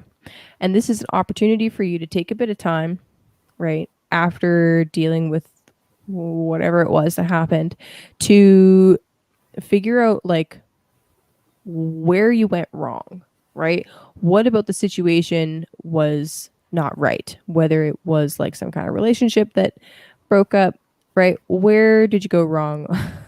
Was it that you picked the wrong kind of person? Was it all their fault? Is there something that you can take accountability for? I don't know. This is also true. The other thing that this can be talking about is, if things are getting heated because of some kind of mental conflict, maybe you need to take a time out in order to clear your mind and then reapproach it. Like, this seems to be a theme for a number of people. This Four of Swords has come out for a couple, at least 2 or 3 now. 3 signs? I forget. Literally, after I shuffle the cards, I forget. I'm like, I don't remember what I just pulled. But quite literally, this is... Four of Swords, I just think, sit your ass down. Sit your ass down and chill. I'm putting you on a timeout. Yeah, it could just really needing to be like, to take a step back from a situation so that you can actually process it in a healthy way before you blow up. So, yeah, I like that. That's cool. Double check. But yeah, I like that too. Staying rational despite conflict, doubts, or failure. It's interesting because all 3 of your signs, damn girl, shit. You really better sit down. You better sit down. Oh. Time for a timeout. Saturn's putting you on a timeout. Fuck, what was I gonna say? God damn it. Oh, about the Three of Swords alternative meaning. Yeah, I like that. I like that. 'Cause in the first tarot system I ever used, it's the middle decan of Libra, which is Saturn in Libra. So very much about needing to stay cool and not getting too lost in feelings, right? Saturn is very cold. Saturn is not emotional, right? So anyway. Really? Oh shit. It's a sign. It's a sign. Oh man, that's funny. Oh, okay. Well, Logan, I'm gonna tell you right now. Yes, I don't need to pull cards to answer your question. Yes, just do it. I don't know why you're asking. Just fucking do it. I don't know why you need to do it. So, can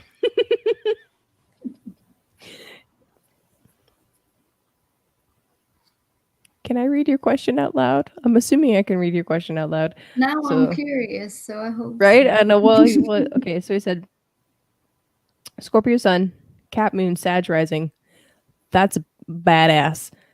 Question: should I do a sound healing session with Chance? Yes, you should. Yes. I think so. So I've done 4 with Chance. Do it, Chances. Yeah, so I've done 4 with Chance, and honestly, what are we doing?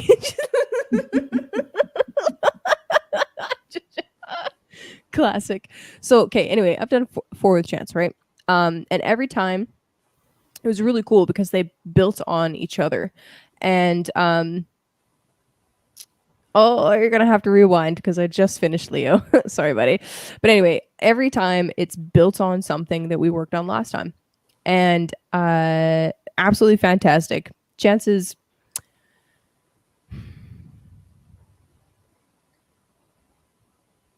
sensitive and tuned in and eerily accurate, like eerily accurate. It's really good. But anyway, because you get the recording afterwards, I have gone back and redone a couple of them, and it's lovely every time. Okay, definitely worth it, 100%. Yep, that's my endorsement. Yeah, I don't know what you've been waiting for. I don't even need to pull a card up, but I will because you paid me. So I will pull a card. I'll pull a card for you. The card's gonna be like, "What are you waiting for?" That's funny. Yeah, dude. Okay, so especially with do you know what degree your moon is at? Regardless, having anything in Capricorn, literally if you have any placements in Capricorn, having Pluto go through that sign is gnarly. It's just been a gnarly transit. It's been it's been fucking terrible. I'm so done with Pluto. It can fuck off. But it's coming for you next, Aquarius. But yeah. Anyway, and being that we're in an eclipse cycle in the Scorpio axis as well, like I can definitely tell you that there are some intense transits hitting you right now. So a sound healing session would be fantastic.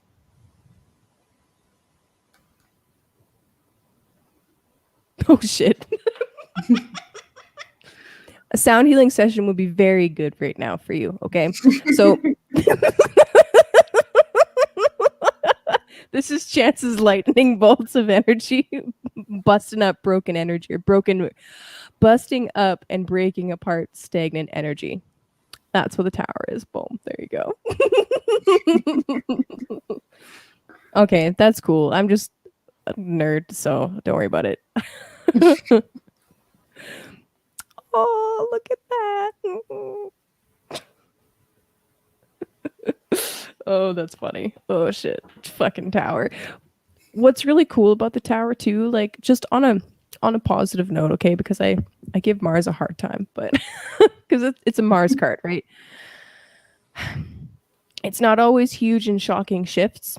It's also a constructive energy. And sometimes we have to dismantle something in order to rebuild something. And I I touched on that a little bit talking about the transits. So anyway.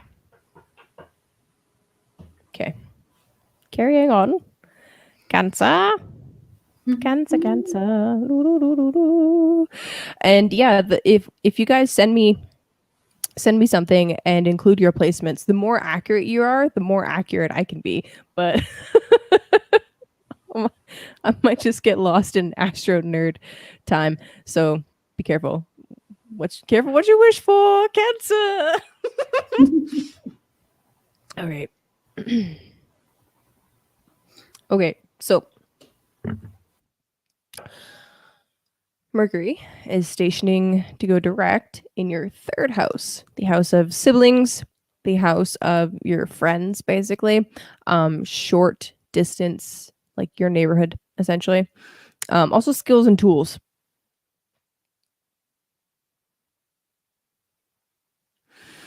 I have a feeling. Because I thought you said second house for Virgo.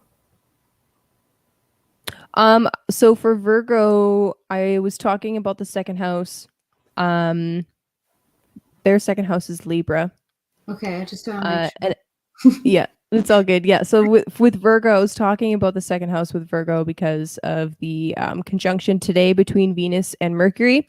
Venus being the second house ruler and Mercury being their ruler, Lord, ruler, steersman, whatever. And with the sun in Libra now as well, it's just kind of like it felt right. It felt right to talk about it. Okay. I just got a little confused for a minute. That's okay. Sorry. Thank you for asking for clarification. It's all good. Yeah. I'm switching back to the chart and then looking at it and then talking. So yeah, anyway. Cancer. Third house. So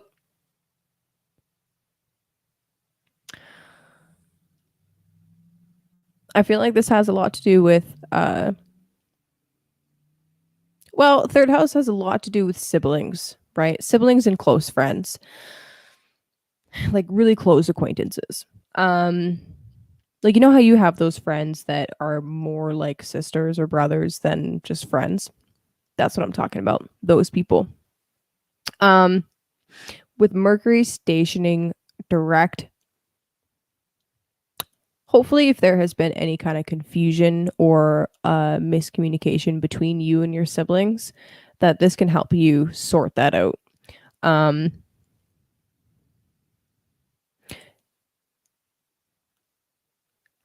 If you've been planning on going on any kind of like short distance journeys, like to the next town over, or like hops, jump and a skip across, Canada or whatever, now would be a good time to plan it for after Mercury stations. Quite literally. I know a Cancer rising who is planning on going to a wedding next weekend. So it's literally perfect timing for that. It's literally perfect timing for exactly that.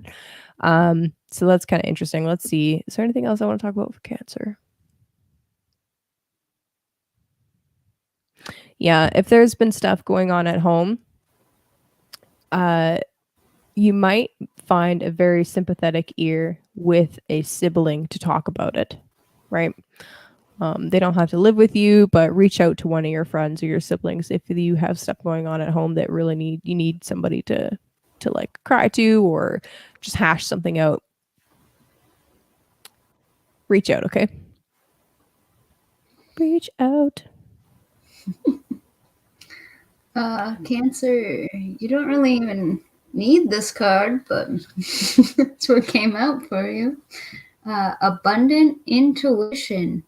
Inside of you, there are two wolves. They're baking in a cauldron. Just kidding.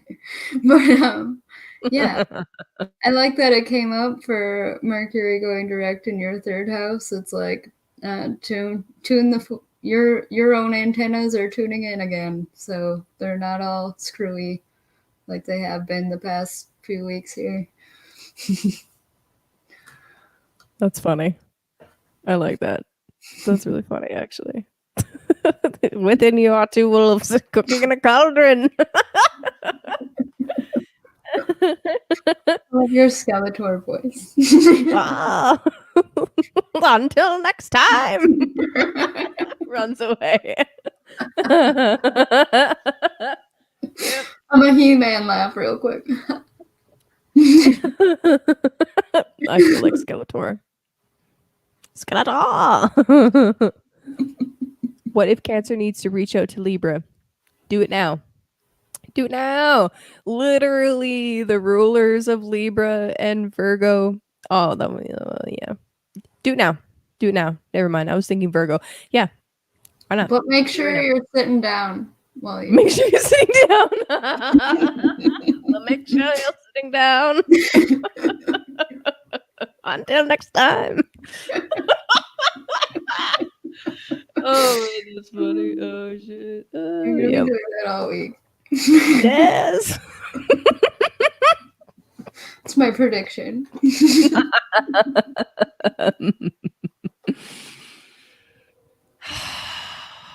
Well, okay. So this is actually a really great question because the third house is how we talk and communicate, and the third house ruler has a lot to do with how we talk and communicate. So, yeah, the ruler of your third house is, so third house for Cancer is Virgo, right? So Mercury's been in retrograde. It's kind of like difficulty in communication, literally, or like needing to go back and relook at things, right? So with Mercury stationing direct, it's like quite literally, symbolically, the perfect time to initiate communication. And I mean, you can do it before the actual station. Yeah, you don't need to wait. It's just kind of like when it's stationed, it's more likely that things will be flowing more smoothly, if that makes sense. But yeah, dude, reach out. Don't wait. You don't need to wait.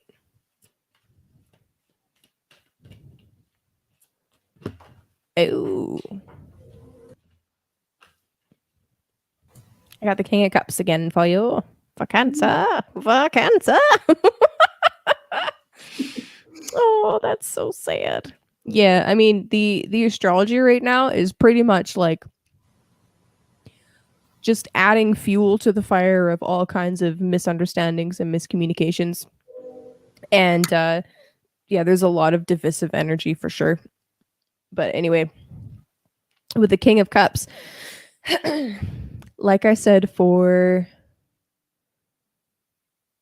Aquarius, I remembered, like I said for Aquarius, I really feel like this is just deciding to be emotionally responsible, being the bigger man or woman, and bridging the gap emotionally with an open heart. I mean, like, hey, this is what's been going on for me. This is how I've been feeling. And start with that, right? Like, you don't need to start with a you. That's really not a good idea. It puts people on the or on the defensive when you come in on the offensive like that. But when you approach them, you're like, hey, I haven't been feeling very good. This is what's been going on. This is how I feel about it. Like basic nonviolent communication stuff is actually very effective as long as the other person's not a psychopath. Side note, don't do it with a psychopath. It doesn't work. Just putting that out there. But if they're like a normal human, which most people are, if they have a fucking heart, if you approach it from a place of emotional maturity, you're more likely to get a good result. So just saying that. Until next time, Brayden. You're welcome. Yep.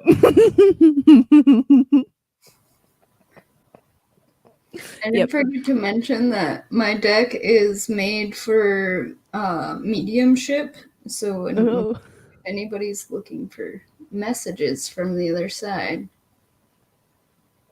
now is your time. Now is your time. Yes, exactly. Yeah. So if you, Andrea also, okay, in case you don't know, y'all should know, but Andrea's fucking psychic as fuck. Okay. So if you want her to do a reading for you,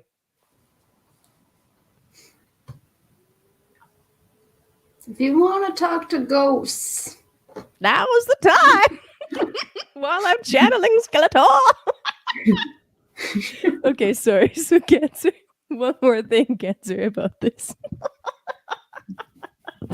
Oh man, that's good. Whew. One more thing about this that's also really important is to remember to keep doing the things that you love, right? So I didn't talk about this with Aquarius, but it's important for you, I think. Similar to the message that I gave Libra, you have to take care of yourself first. So in order to be able to approach situations with an open heart, and from a sensitive and whole place, you need to make sure that you are not neglecting things in your own life, right? Whether it's things that bring you pleasure, whether it's, yeah, exactly. Inside of you are two wolves. One of them is not being fed. He's behind your chair. Yeah, don't neglect the dog. Okay, that's sad. All right, that could be a metaphor, and I'm gonna leave it at that. Oh yeah, underneath the deck is the Two of Wands. All right. I like that this is what came out specifically while this is going down. Okay. So the Two of Wands is kind of like two people. And there's somebody standing in between those two wands acting as a mediator. Doesn't have to be you. Okay. It could just be like them mediating for themselves. You know what I mean?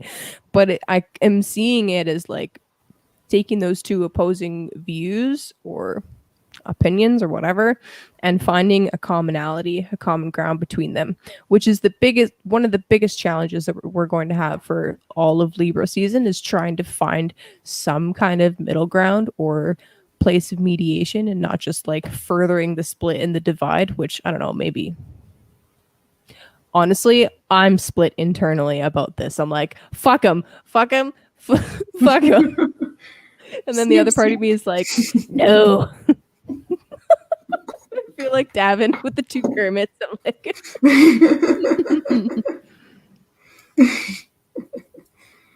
I thought you were an artist. A bigger person. I thought you were an artist.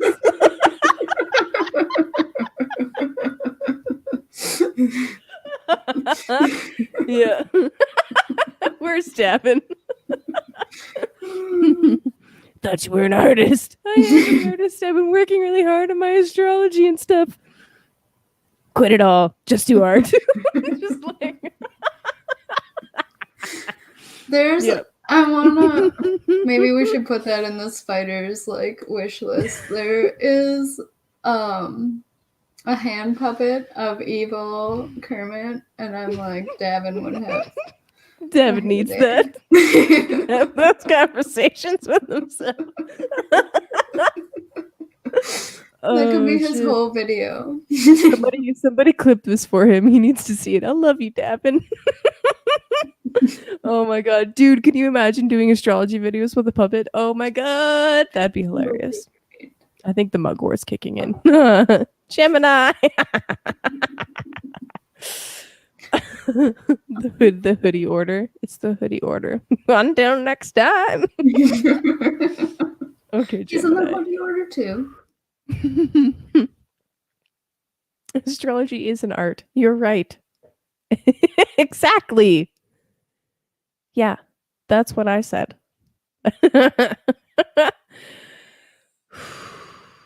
Gemini. Okay, Gemini. Gotta take some breaths. Just hold on. Okay, so Mercury's stationing direct in your fourth house, the house of home, family, parents, property, ancestors, all that fun stuff. Hidden things, subterranean things, literally. Like, literally buried shit is found in the fourth house in horary. It's fascinating. Mercury stationing in the fourth. So for you, Gemini, a lot of stuff about your ancestors, about your family and heritage has been coming up. Also things to do with pleasure and fun and joy. And you've needed to reassess reassess maybe what takes priority. Let me think about this for a second. Yeah, what takes priority? I mean,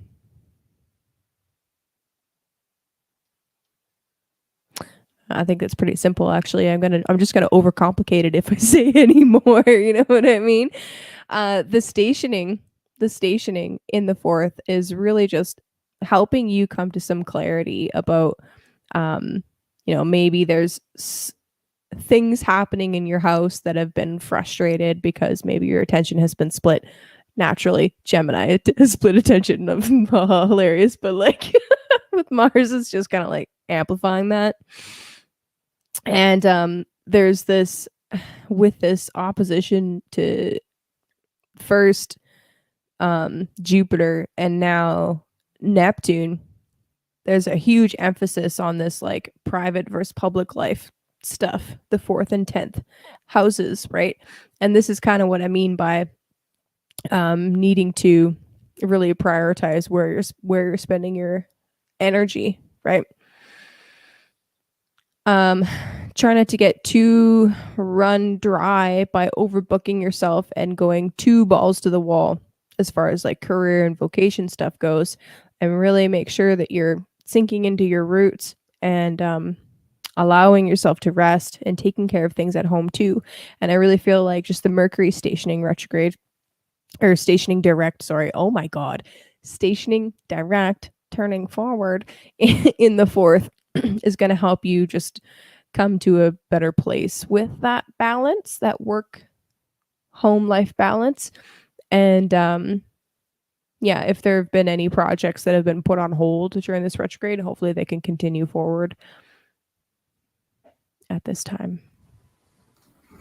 Totally.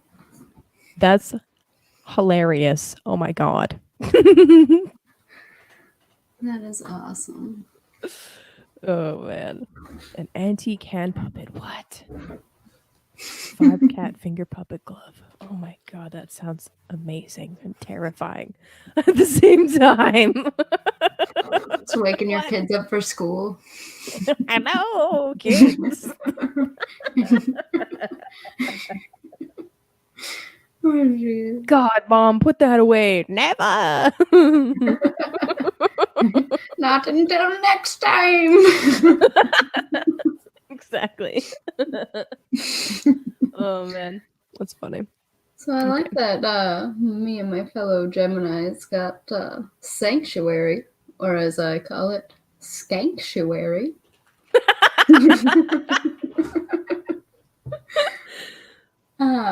Yeah, and going back to kind of, 4th house, you're going to be at home, spend a little bit more time at home. We got some Luna moths on here all around her, and that signifies new beginnings, and it's kind of like a moon card symbol. So intuition. We also have some cherry blossoms, which would also signify new beginnings. I was just going to look it up here in my language of flowers just to see if it had anything else to say. It's literally the bog, Jet says. You got a bog head. Let's see. Good education. So yeah, hang out at home, read some books, have some tea, look at the fucking moon. Look at the fucking moon.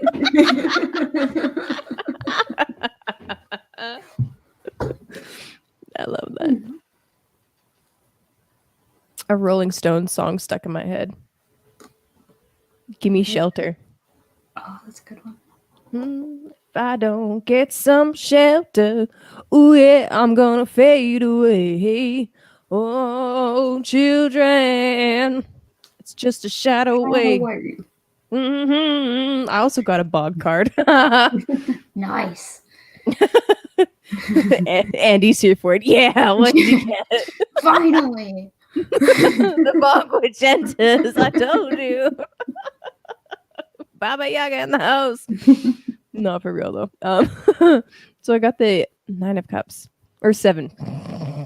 7. The 7 of Cups. Okay. So there's the bog right there. There's the bog right there with all the cups. There's the real cup. There's the illusion cups. Real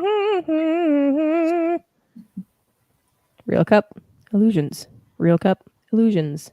There he is, looking at the illusions. What you doing, Gemini? Gemini, Gemini, Gemini. Are you fighting Twitter wars?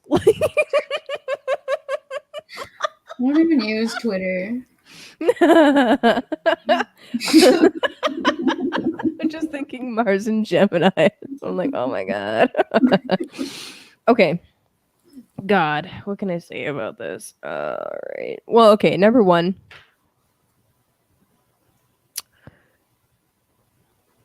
Stagnant water turns into a bog. Okay. This is a Scorpio card. This is a pool of water, and it is stagnant AF. What emotions are stuck that need to be moving right now? Do you need to release some stuff? Do you need a sound session with Chance? If you can't afford that, that's okay. There's lots of ways to do it. Just saying.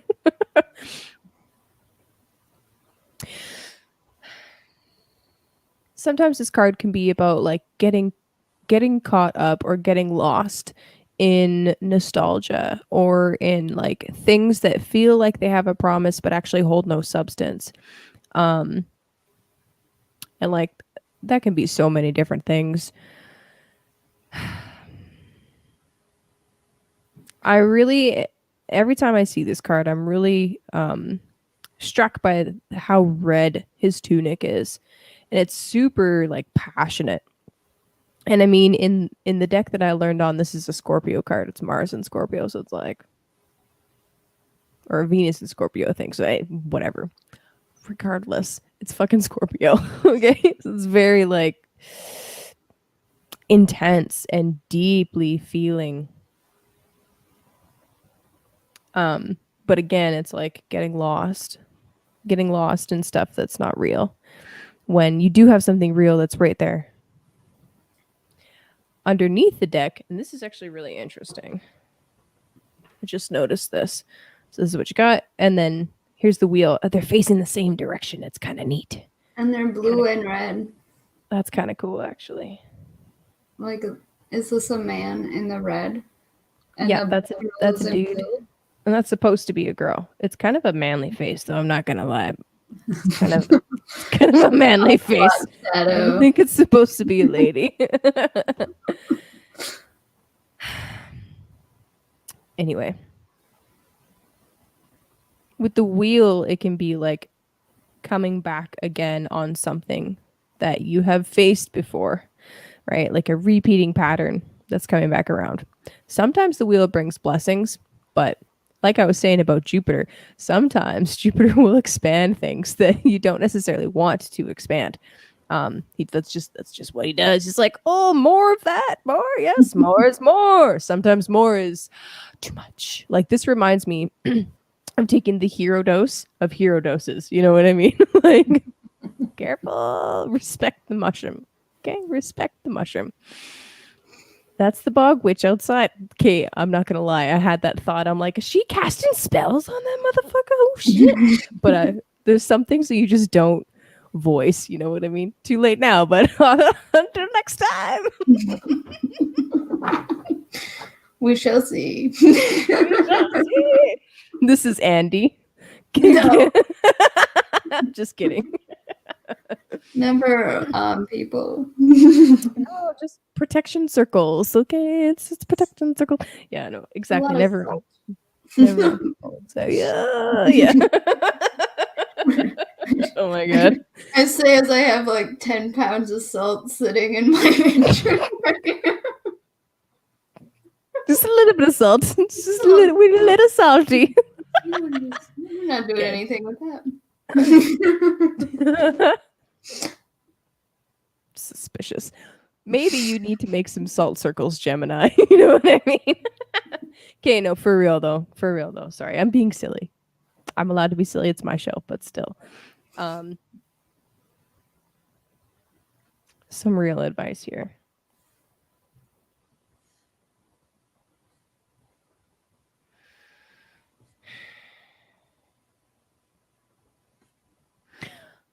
What I'm kind of getting from this is the need to ground down, actually. We've got a really heavy water card. And again, like I said, for the last 2 people that got 7s, Capricorn and I don't remember. This is some kind of an invitation, right? You're being tested. Will you pass the test? Or will you go back to the beginning and repeat this lesson over again? Dun, dun, dun. I don't know. I like to view the wheel card as a blessing from Jupiter. Sometimes blessings feel like curses until we're through the lesson and we look back and we see and we're like, that was the wisdom of that situation. So I don't know.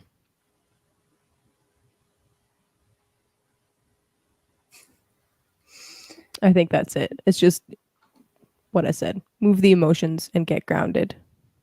And maybe some salt circles will do you good. Salt circles at home, not salt circles at home. Yeah, not summoning circles. No. Okay. We don't need to invoke. No. Mm-mm. Maybe some banishing spells. You know what I mean? Maybe clean your crystals tonight. Even though it's new moon, you can still clean them. Oh yeah. I just say that because it's something I have to do. Sometimes that's the advice that I drop. I'm like, this is what I need to do. It's not always the right thing to say, but sometimes it is. Okay. Taurus. Jenny's been making bird seat circles. Oh, that's cute. Aww. Invoke the birds into the magic realm. Yes, fairies. Are you summoning fairies? I think Jenny is actually a fairy. Jerry. I think she's not Jerry. Jenny. I think she's fae folk. I'm not gonna lie. Probably. What's an arc crystal? Yeah. Is it a crystal that holds all of your other crystals? That'd be pretty badass. I'm not gonna lie. I need to look. Is it an Arkansas thing? Tell us. Okay, Cody. I've heard that about the last 4 consecutive days, so I'm so confused. All right. I'm fucking confused. It's 4 different timelines. 4 different Schmittel years. I'm like, what? I don't get it. She's like an elven goddess. She's fae folk. Jenny's fae folk. I'm convinced. She's like she's like a million decks, but then they're so beautiful. Anyway. Made by Nassim Haramein, the physicist. That sounds cool as fuck. I like that. I think I follow his Instagram. Cool. He makes crystals. That's pretty fucking magical as fuck. I don't pay attention. I do too. Okay, Taurus. Bull gang in the house. Ooh. Okay, sorry.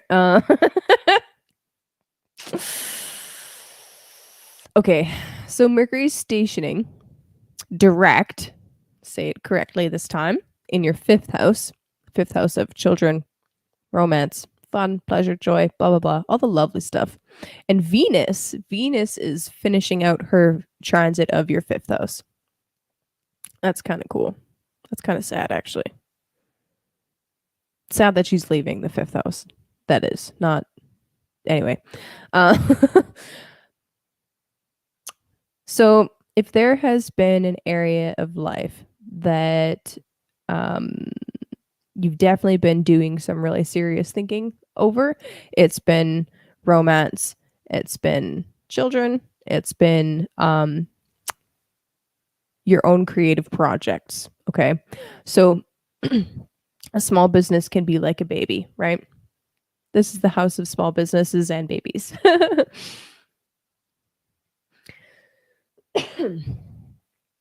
This retrograde period has been really important in order for you to really think about how these things fit into your life and how you're going to actually manage all of the things that you want to start, and how those things will impact your overall health. Why health? Health is the 6th house. That's Libra. That's what season we're in now. And that's where Mercury came back from. Okay. You follow? Good. This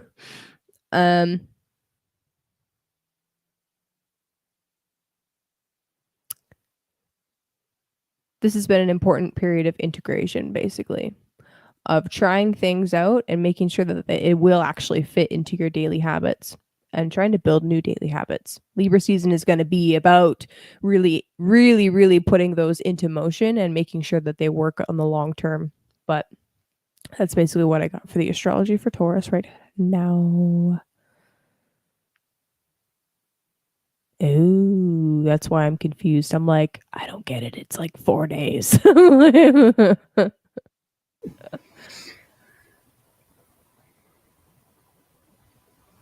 I don't know, dude. I don't know. I've never been able to talk to crystals. And you know what? I have heard,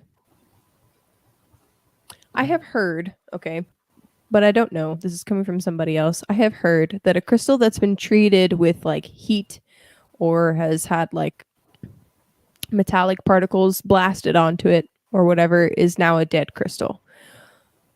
But is it really? I don't know. Can they be rehabilitated? I don't know.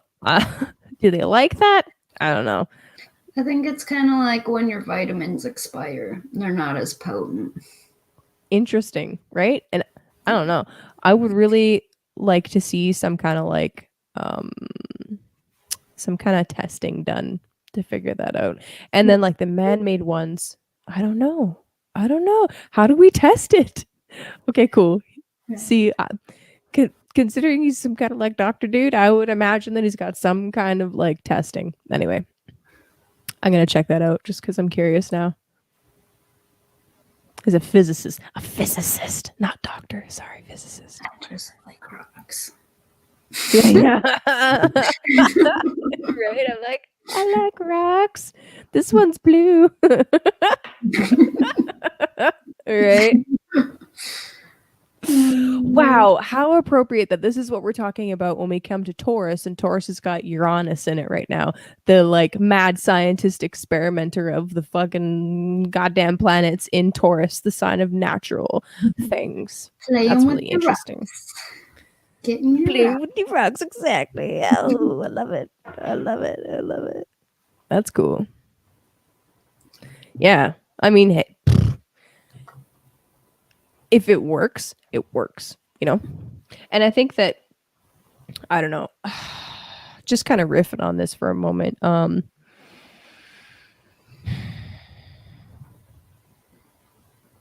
Is a cup a dead bean, right? Or does it have some kind of vibration to it? You know what I mean? It's not 0 Kelvin.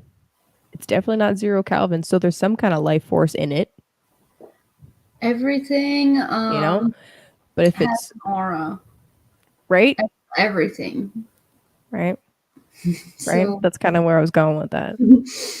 I don't see auras though, so I'm like, oh. Well,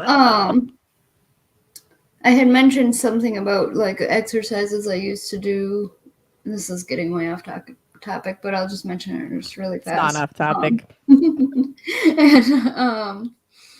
like exercises I used to do to try to kind of work that muscle, but I don't, it's not something that I feel drawn to really strongly. So I was just like kind of got out of it, but they did work to Gordy. And so I've been kind of thinking about like, oh, how could I put something together that's like, because he said, well, I would be interested in knowing those. And I was like, well, how could I put something together that would be helpful, that I could share with everybody at the same time?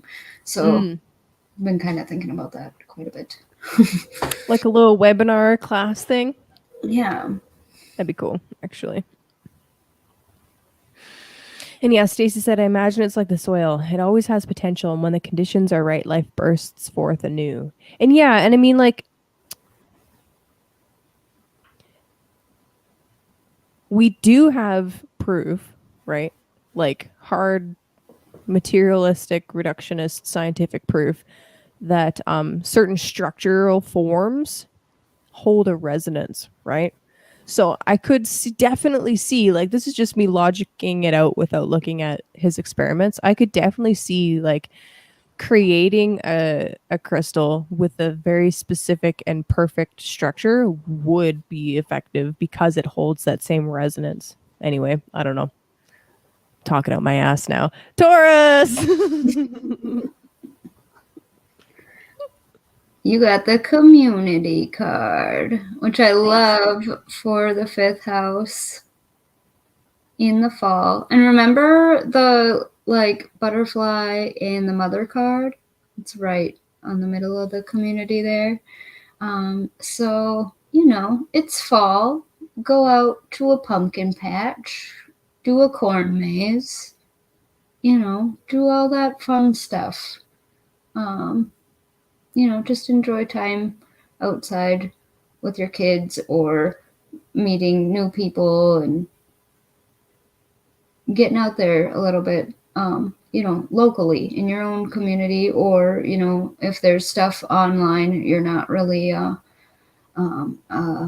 go outside, hang out in the community kind of person. You can always do stuff online, like watch movies or hang out in the chat.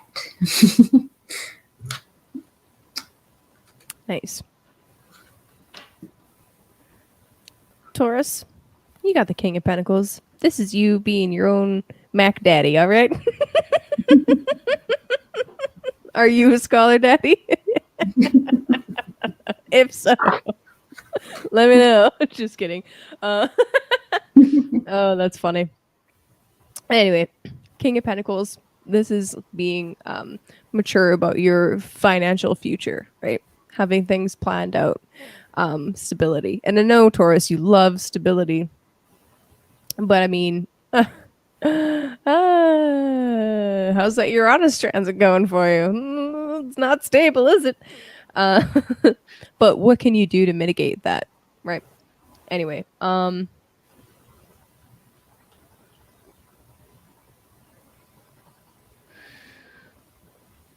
wow, there's actually a lot of fertility symbols on this card.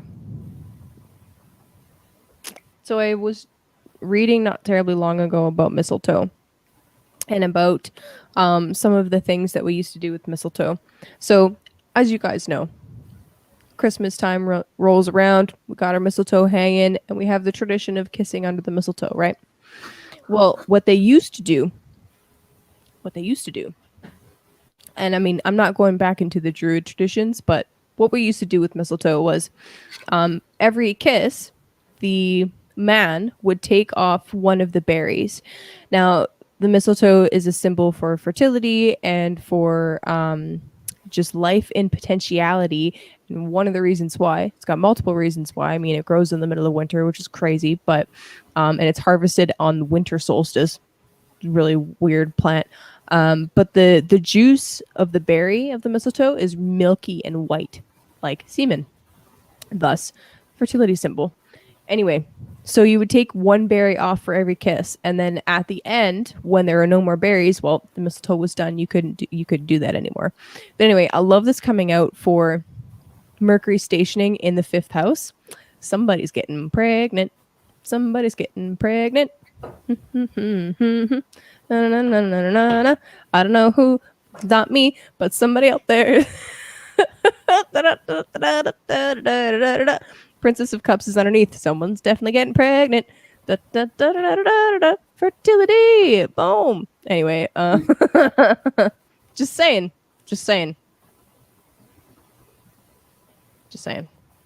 Okay, if that's not you though, and you're not, doing the actions necessary to cause pregnancies, like people out here.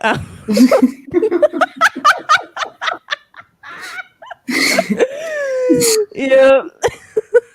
This could just be you really enjoying some success and some peace that comes with doing something really, really well that you love to do, right? Like there's this saying that if you're making a loving, you're not making a living, right? You're making a living. So I don't know, maybe you can find some way to really enjoy the fifth house transit in that way.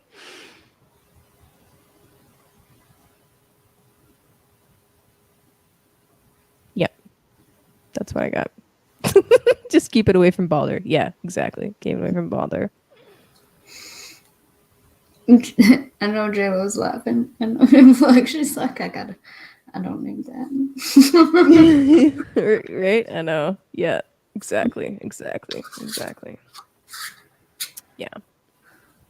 So if you would like to hear the Aries one, you could hit the like button.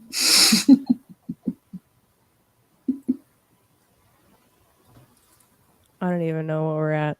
I don't know. I never look at that. Do people need to hit the like button? Maybe they should hit the like button. I don't know. I'm the only one so far. According to what? them. No. Refresh that. Okay, J-Lo. Well, let's do J-Lo first before we do Aries. J-Lo, wing it. What I need. Taurus sun, Mercury in the 12th hole, but my sun, moon, Mercury, and South Node progress Gemini. Oh god, that's too much information, J-Lo.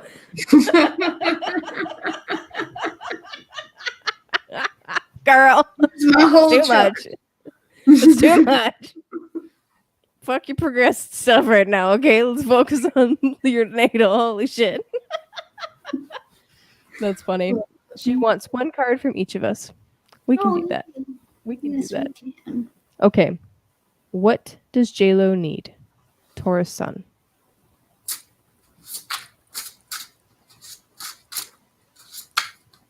So you have Mercury in Aries, J-Lo, is that correct?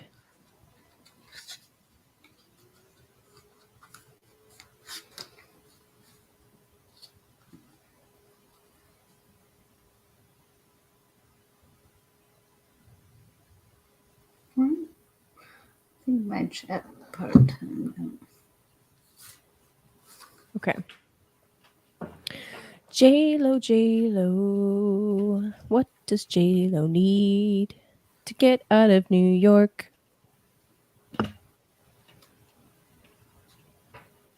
Get out of New York.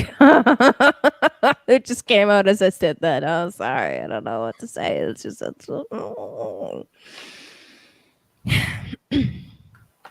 So, you've made an important realization recently. Maybe even as recently as like earlier today. About where you need to focus your attention. The Ace of Swords can also be talking about really speaking out and speaking truth, which I don't think that you have an issue with. Oh, okay. Gotcha. I thought you meant in whole sign. That's why I was confused. Okay. Anyway, this could also just like be striving to speak clearly so that people understand you. And yeah, I don't feel like you have an issue ever being straightforward, but I don't know. I don't know you in your personal life, so maybe there's an area where you need to do that. I'm not sure, but also consider getting out of New York because I love you.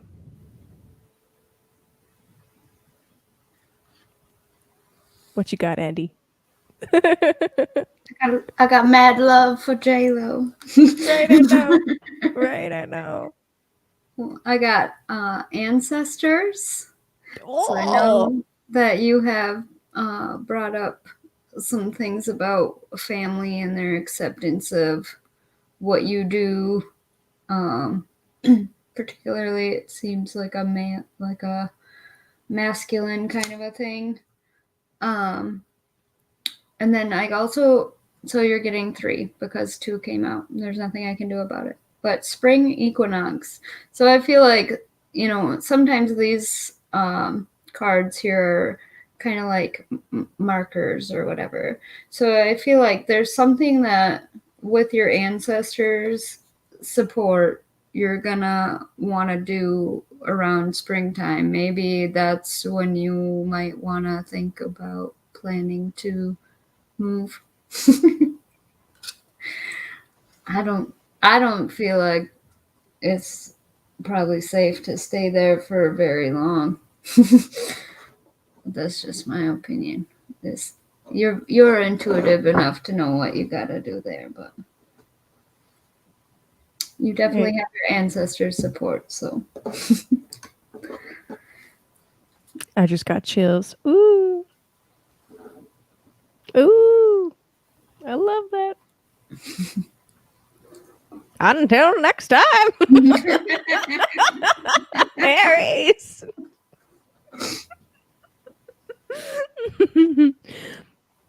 Yeah. Yeah. Right? Like the other day you wrote something about what was going on and somebody else in the chat was like, where are you? Like Kandahar? Like I forget where he said, but it was like somewhere that's like war torn. And I'm like, no, she's in New York, bruh. Yeah. It sounds insane. Okay, Aries. Just like, wow, I felt that. I felt that. I was like, Aries, okay, shoulders back. Let's go. Just boss up. Anyway. All right, so Aries. Mercury stationing in your 6th house, the house of health, debt, slaves. Traditionally was the house of slaves. Just say it. Go workers. Oh man, traditional astrology texts are ridiculous sometimes. I'm not gonna lie. But anyway, so what do I want to say about this? Let's see.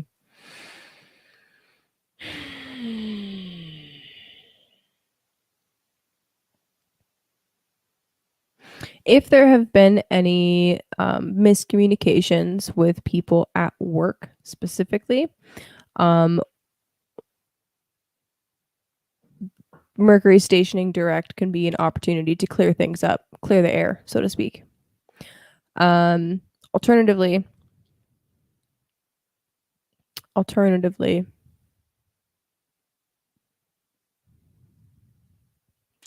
the other way that this could play out is really just you realizing, oh, okay, actually, yeah, because this whole transit has involved the ruler of your 7th house,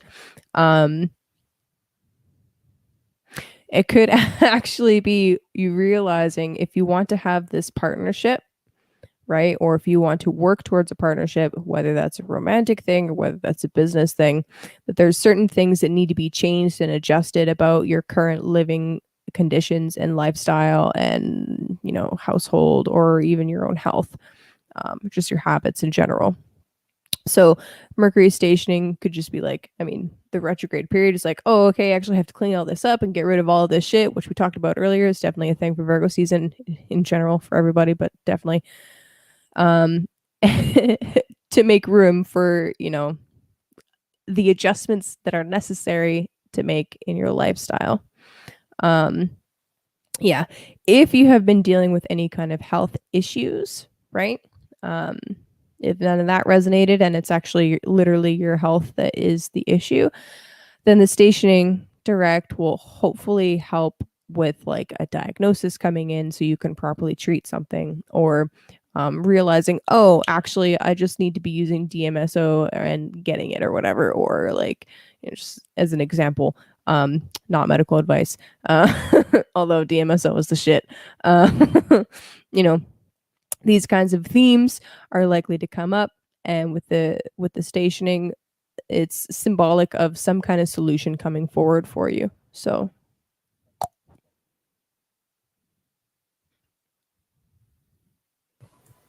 right on. So we're going with 3 cards again. I did have just 2 out, but then literally this card was sitting on top of the deck and just fell like nothing touched it. No, there was no breeze. So it needs to come here. Needs to come out. Yeah. We have adventure. And as you can see, we got a monarch down here, and it's holding a key to these gates. So, and to me, like, these are supposed to be like lampposts, but to me, right away, I thought, oh, those are pens. Like, they remind me of like fountain pens. So I feel like there's something that like adventure can also be just like daring and bold kind of energy. So maybe there's something you need to like write that's kind of a bold statement or something like that. Then the other one I got was be present. So that's kind of self-explanatory. You have it's kind of like the hand is, you know, it's a dead hand grabbing life. So I think that's pretty, you know, you can be still and still be living. You know what I mean? But the card that fell off was the Ether card, which I thought was kind of totally fitting. And so you got all these moths coming out of the rib cage. So that would be like your solar plexus and your heart chakra. But also they're flying up kind of out of the throat chakra. So it's like the light within all of us needs to come to the surface. So it's totally fitting because it totally just fell out of nowhere like crazy.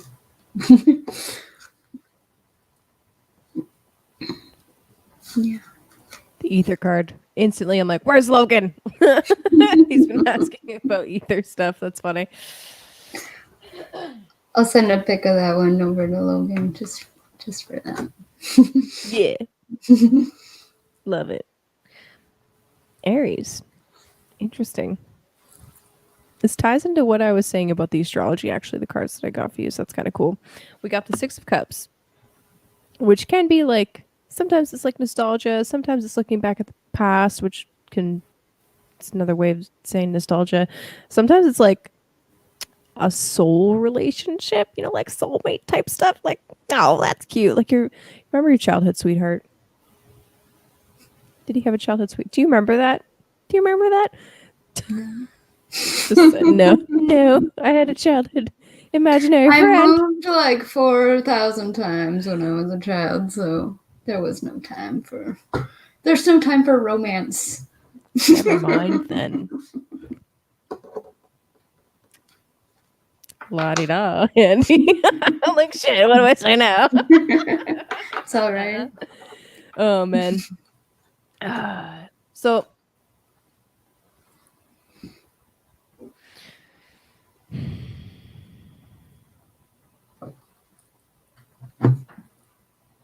underneath the deck, okay, we've got the Three of Pentacles. And then the Six of Cups is what came out. So what I'm feeling for this, all right, is in order to build something that is, you know, a community-based project that's bringing other people in to help you build that thing, working as a team, right? Very much Three of Pentacles. There's a level of vulnerability that needs to happen, right? There's some kind of like emotional balance that either the card is asking you to cultivate or to like lean into. I don't know. I feel like the Six of Cups, sometimes I don't give this. Sometimes I kind of read this card like an asshole. I'm not going to lie, but this is a really beautiful card. It really is. It's like,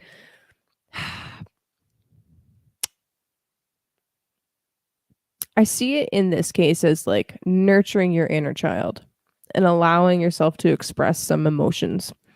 I mean, look at them. They're filling up the cup with flower petals. That's cute as fuck. It's cute as fuck. It's like allowing yourself to play. And allowing others to play too. Which I feel is more, as far as the astrology goes, 5th house rather than 6th house. But regardless, this can be just like allowing old emotions to come up so that they can be cleared, which seems to be a theme for me anyway. So that when you go to build with somebody else, that you're not getting caught up in past situations that are no longer relevant, right? Yeah.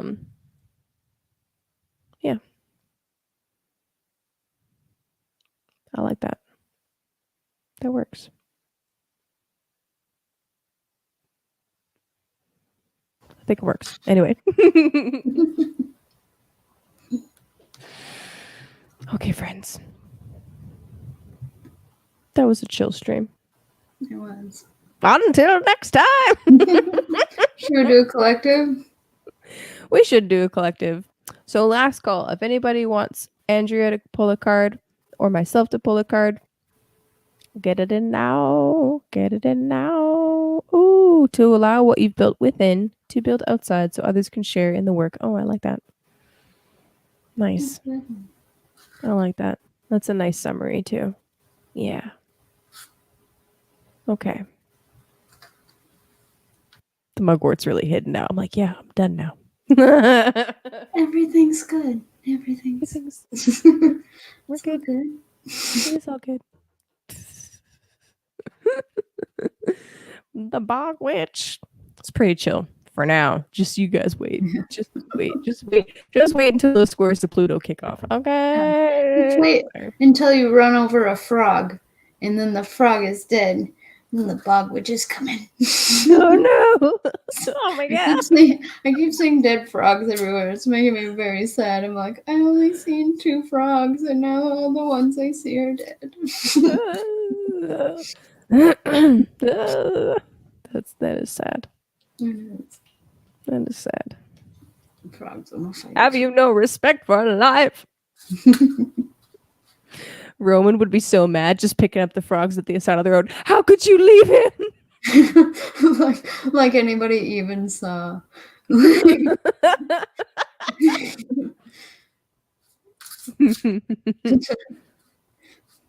Okay, collective. This is for all you lovely people out there, all 13 of you watching. And anybody else that comes along that didn't watch the live. Yeah. This is for you. What's this week gonna bring ya? We appreciate ya. Thanks for hanging out with me. I don't know where this is coming from. I'm sorry. I'm just gonna blame the herbs, okay? I just heard mugwort. Don't you dare. I'm like, oh shit. Sorry, mugwort. Fuck. Respect. Respect. You're goofy without me. Exactly. Don't bring me into your psychosis. Oh shit. Oh man. That's a magic number.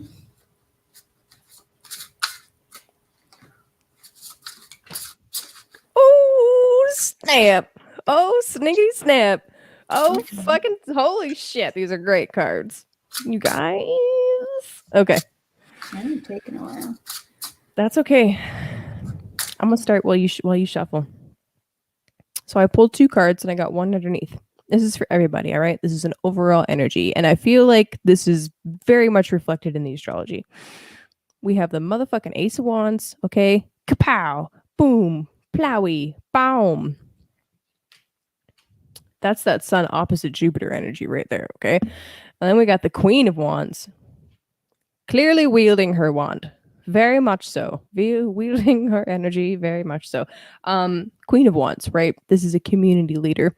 This is somebody that's passionate, inspired, very much ready to take initiative. I see this as very Aries energy in general. It's like a general. Like, okay, this is the direction we're going. I've decided. Let's go and fire it up. And then underneath the deck, okay, we have the Six of Wands, victory. This is Jupiter and Leo. Very much so. Very much so. This is about being confident, being bold, going forth where no one has gone before, going boldly where no one has gone before. This is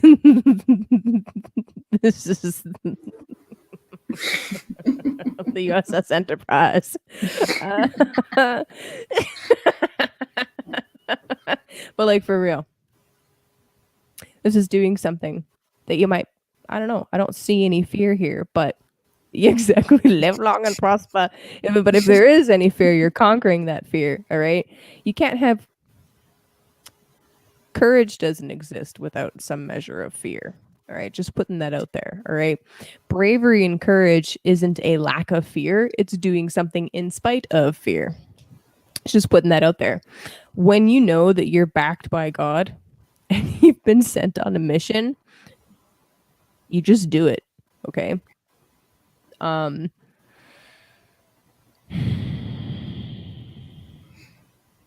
There is the danger here of being a little bit overconfident, a little bit overzealous, a little bit too much in your face. But I don't know. I'm not feeling that. I'm feeling like this is just an excellent opportunity for you to do something that you've maybe been waiting on doing, like putting off because, you know, the Mercury retrograde adventure. There might be an idea or a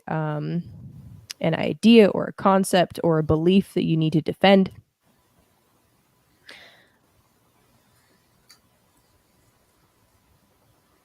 But I feel like you got it, you know? There's fires burning in the background, but she's ready to tackle whatever challenge is thrown at her.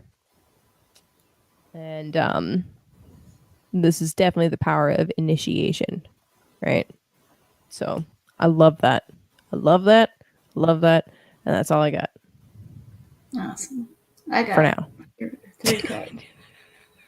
Until next time. Until next time. Doesn't All right. I got 3 as well. So I got, first of all, the Lovers. So everybody likes to read that as a romance. I always read it collectively as choices. So you'll have a decision to make. I also got Nourish again come up. So a lot of, not surprised, a lot of people got that one. Just take care of yourself. You're going to have to make the choice to take care of yourself. And last but not least, I got the Weaver card. But we all know why we got that one. Because we're weavers of fate. Oh yes. Weave on. Weave on. Weave on. Weave on. Sorry. Dream wave on. Believe you could get me through the night.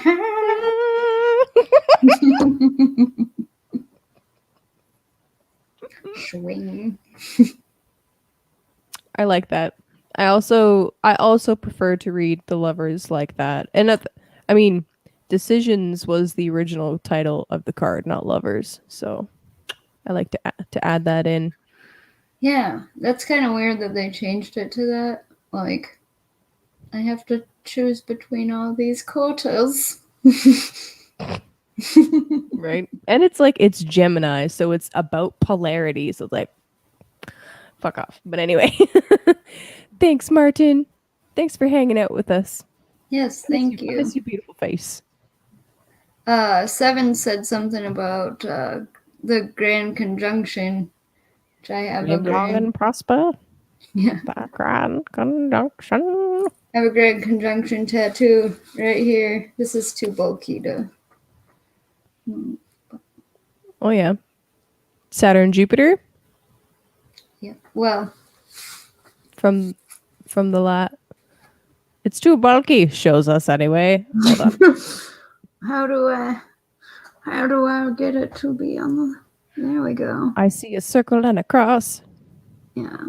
So That's I got cool. Saturn's rings, and then it kind of makes the Bethlehem star.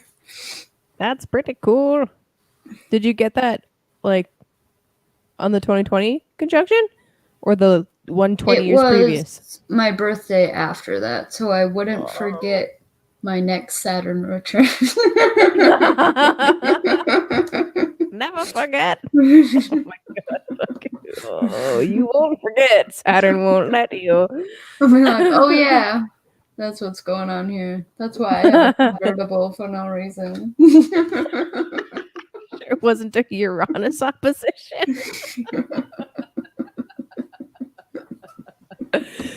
That's funny. Oh my god. Oh man. All right, my friends. Whoo. Double check. Okay, no, cool. Didn't miss anybody. Excellent. Love you guys. Thanks for hanging out. We'll see you next Monday. See you next Monday.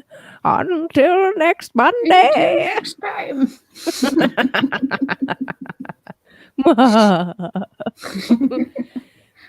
Yo, I have something to share about that. Anyway, bye guys.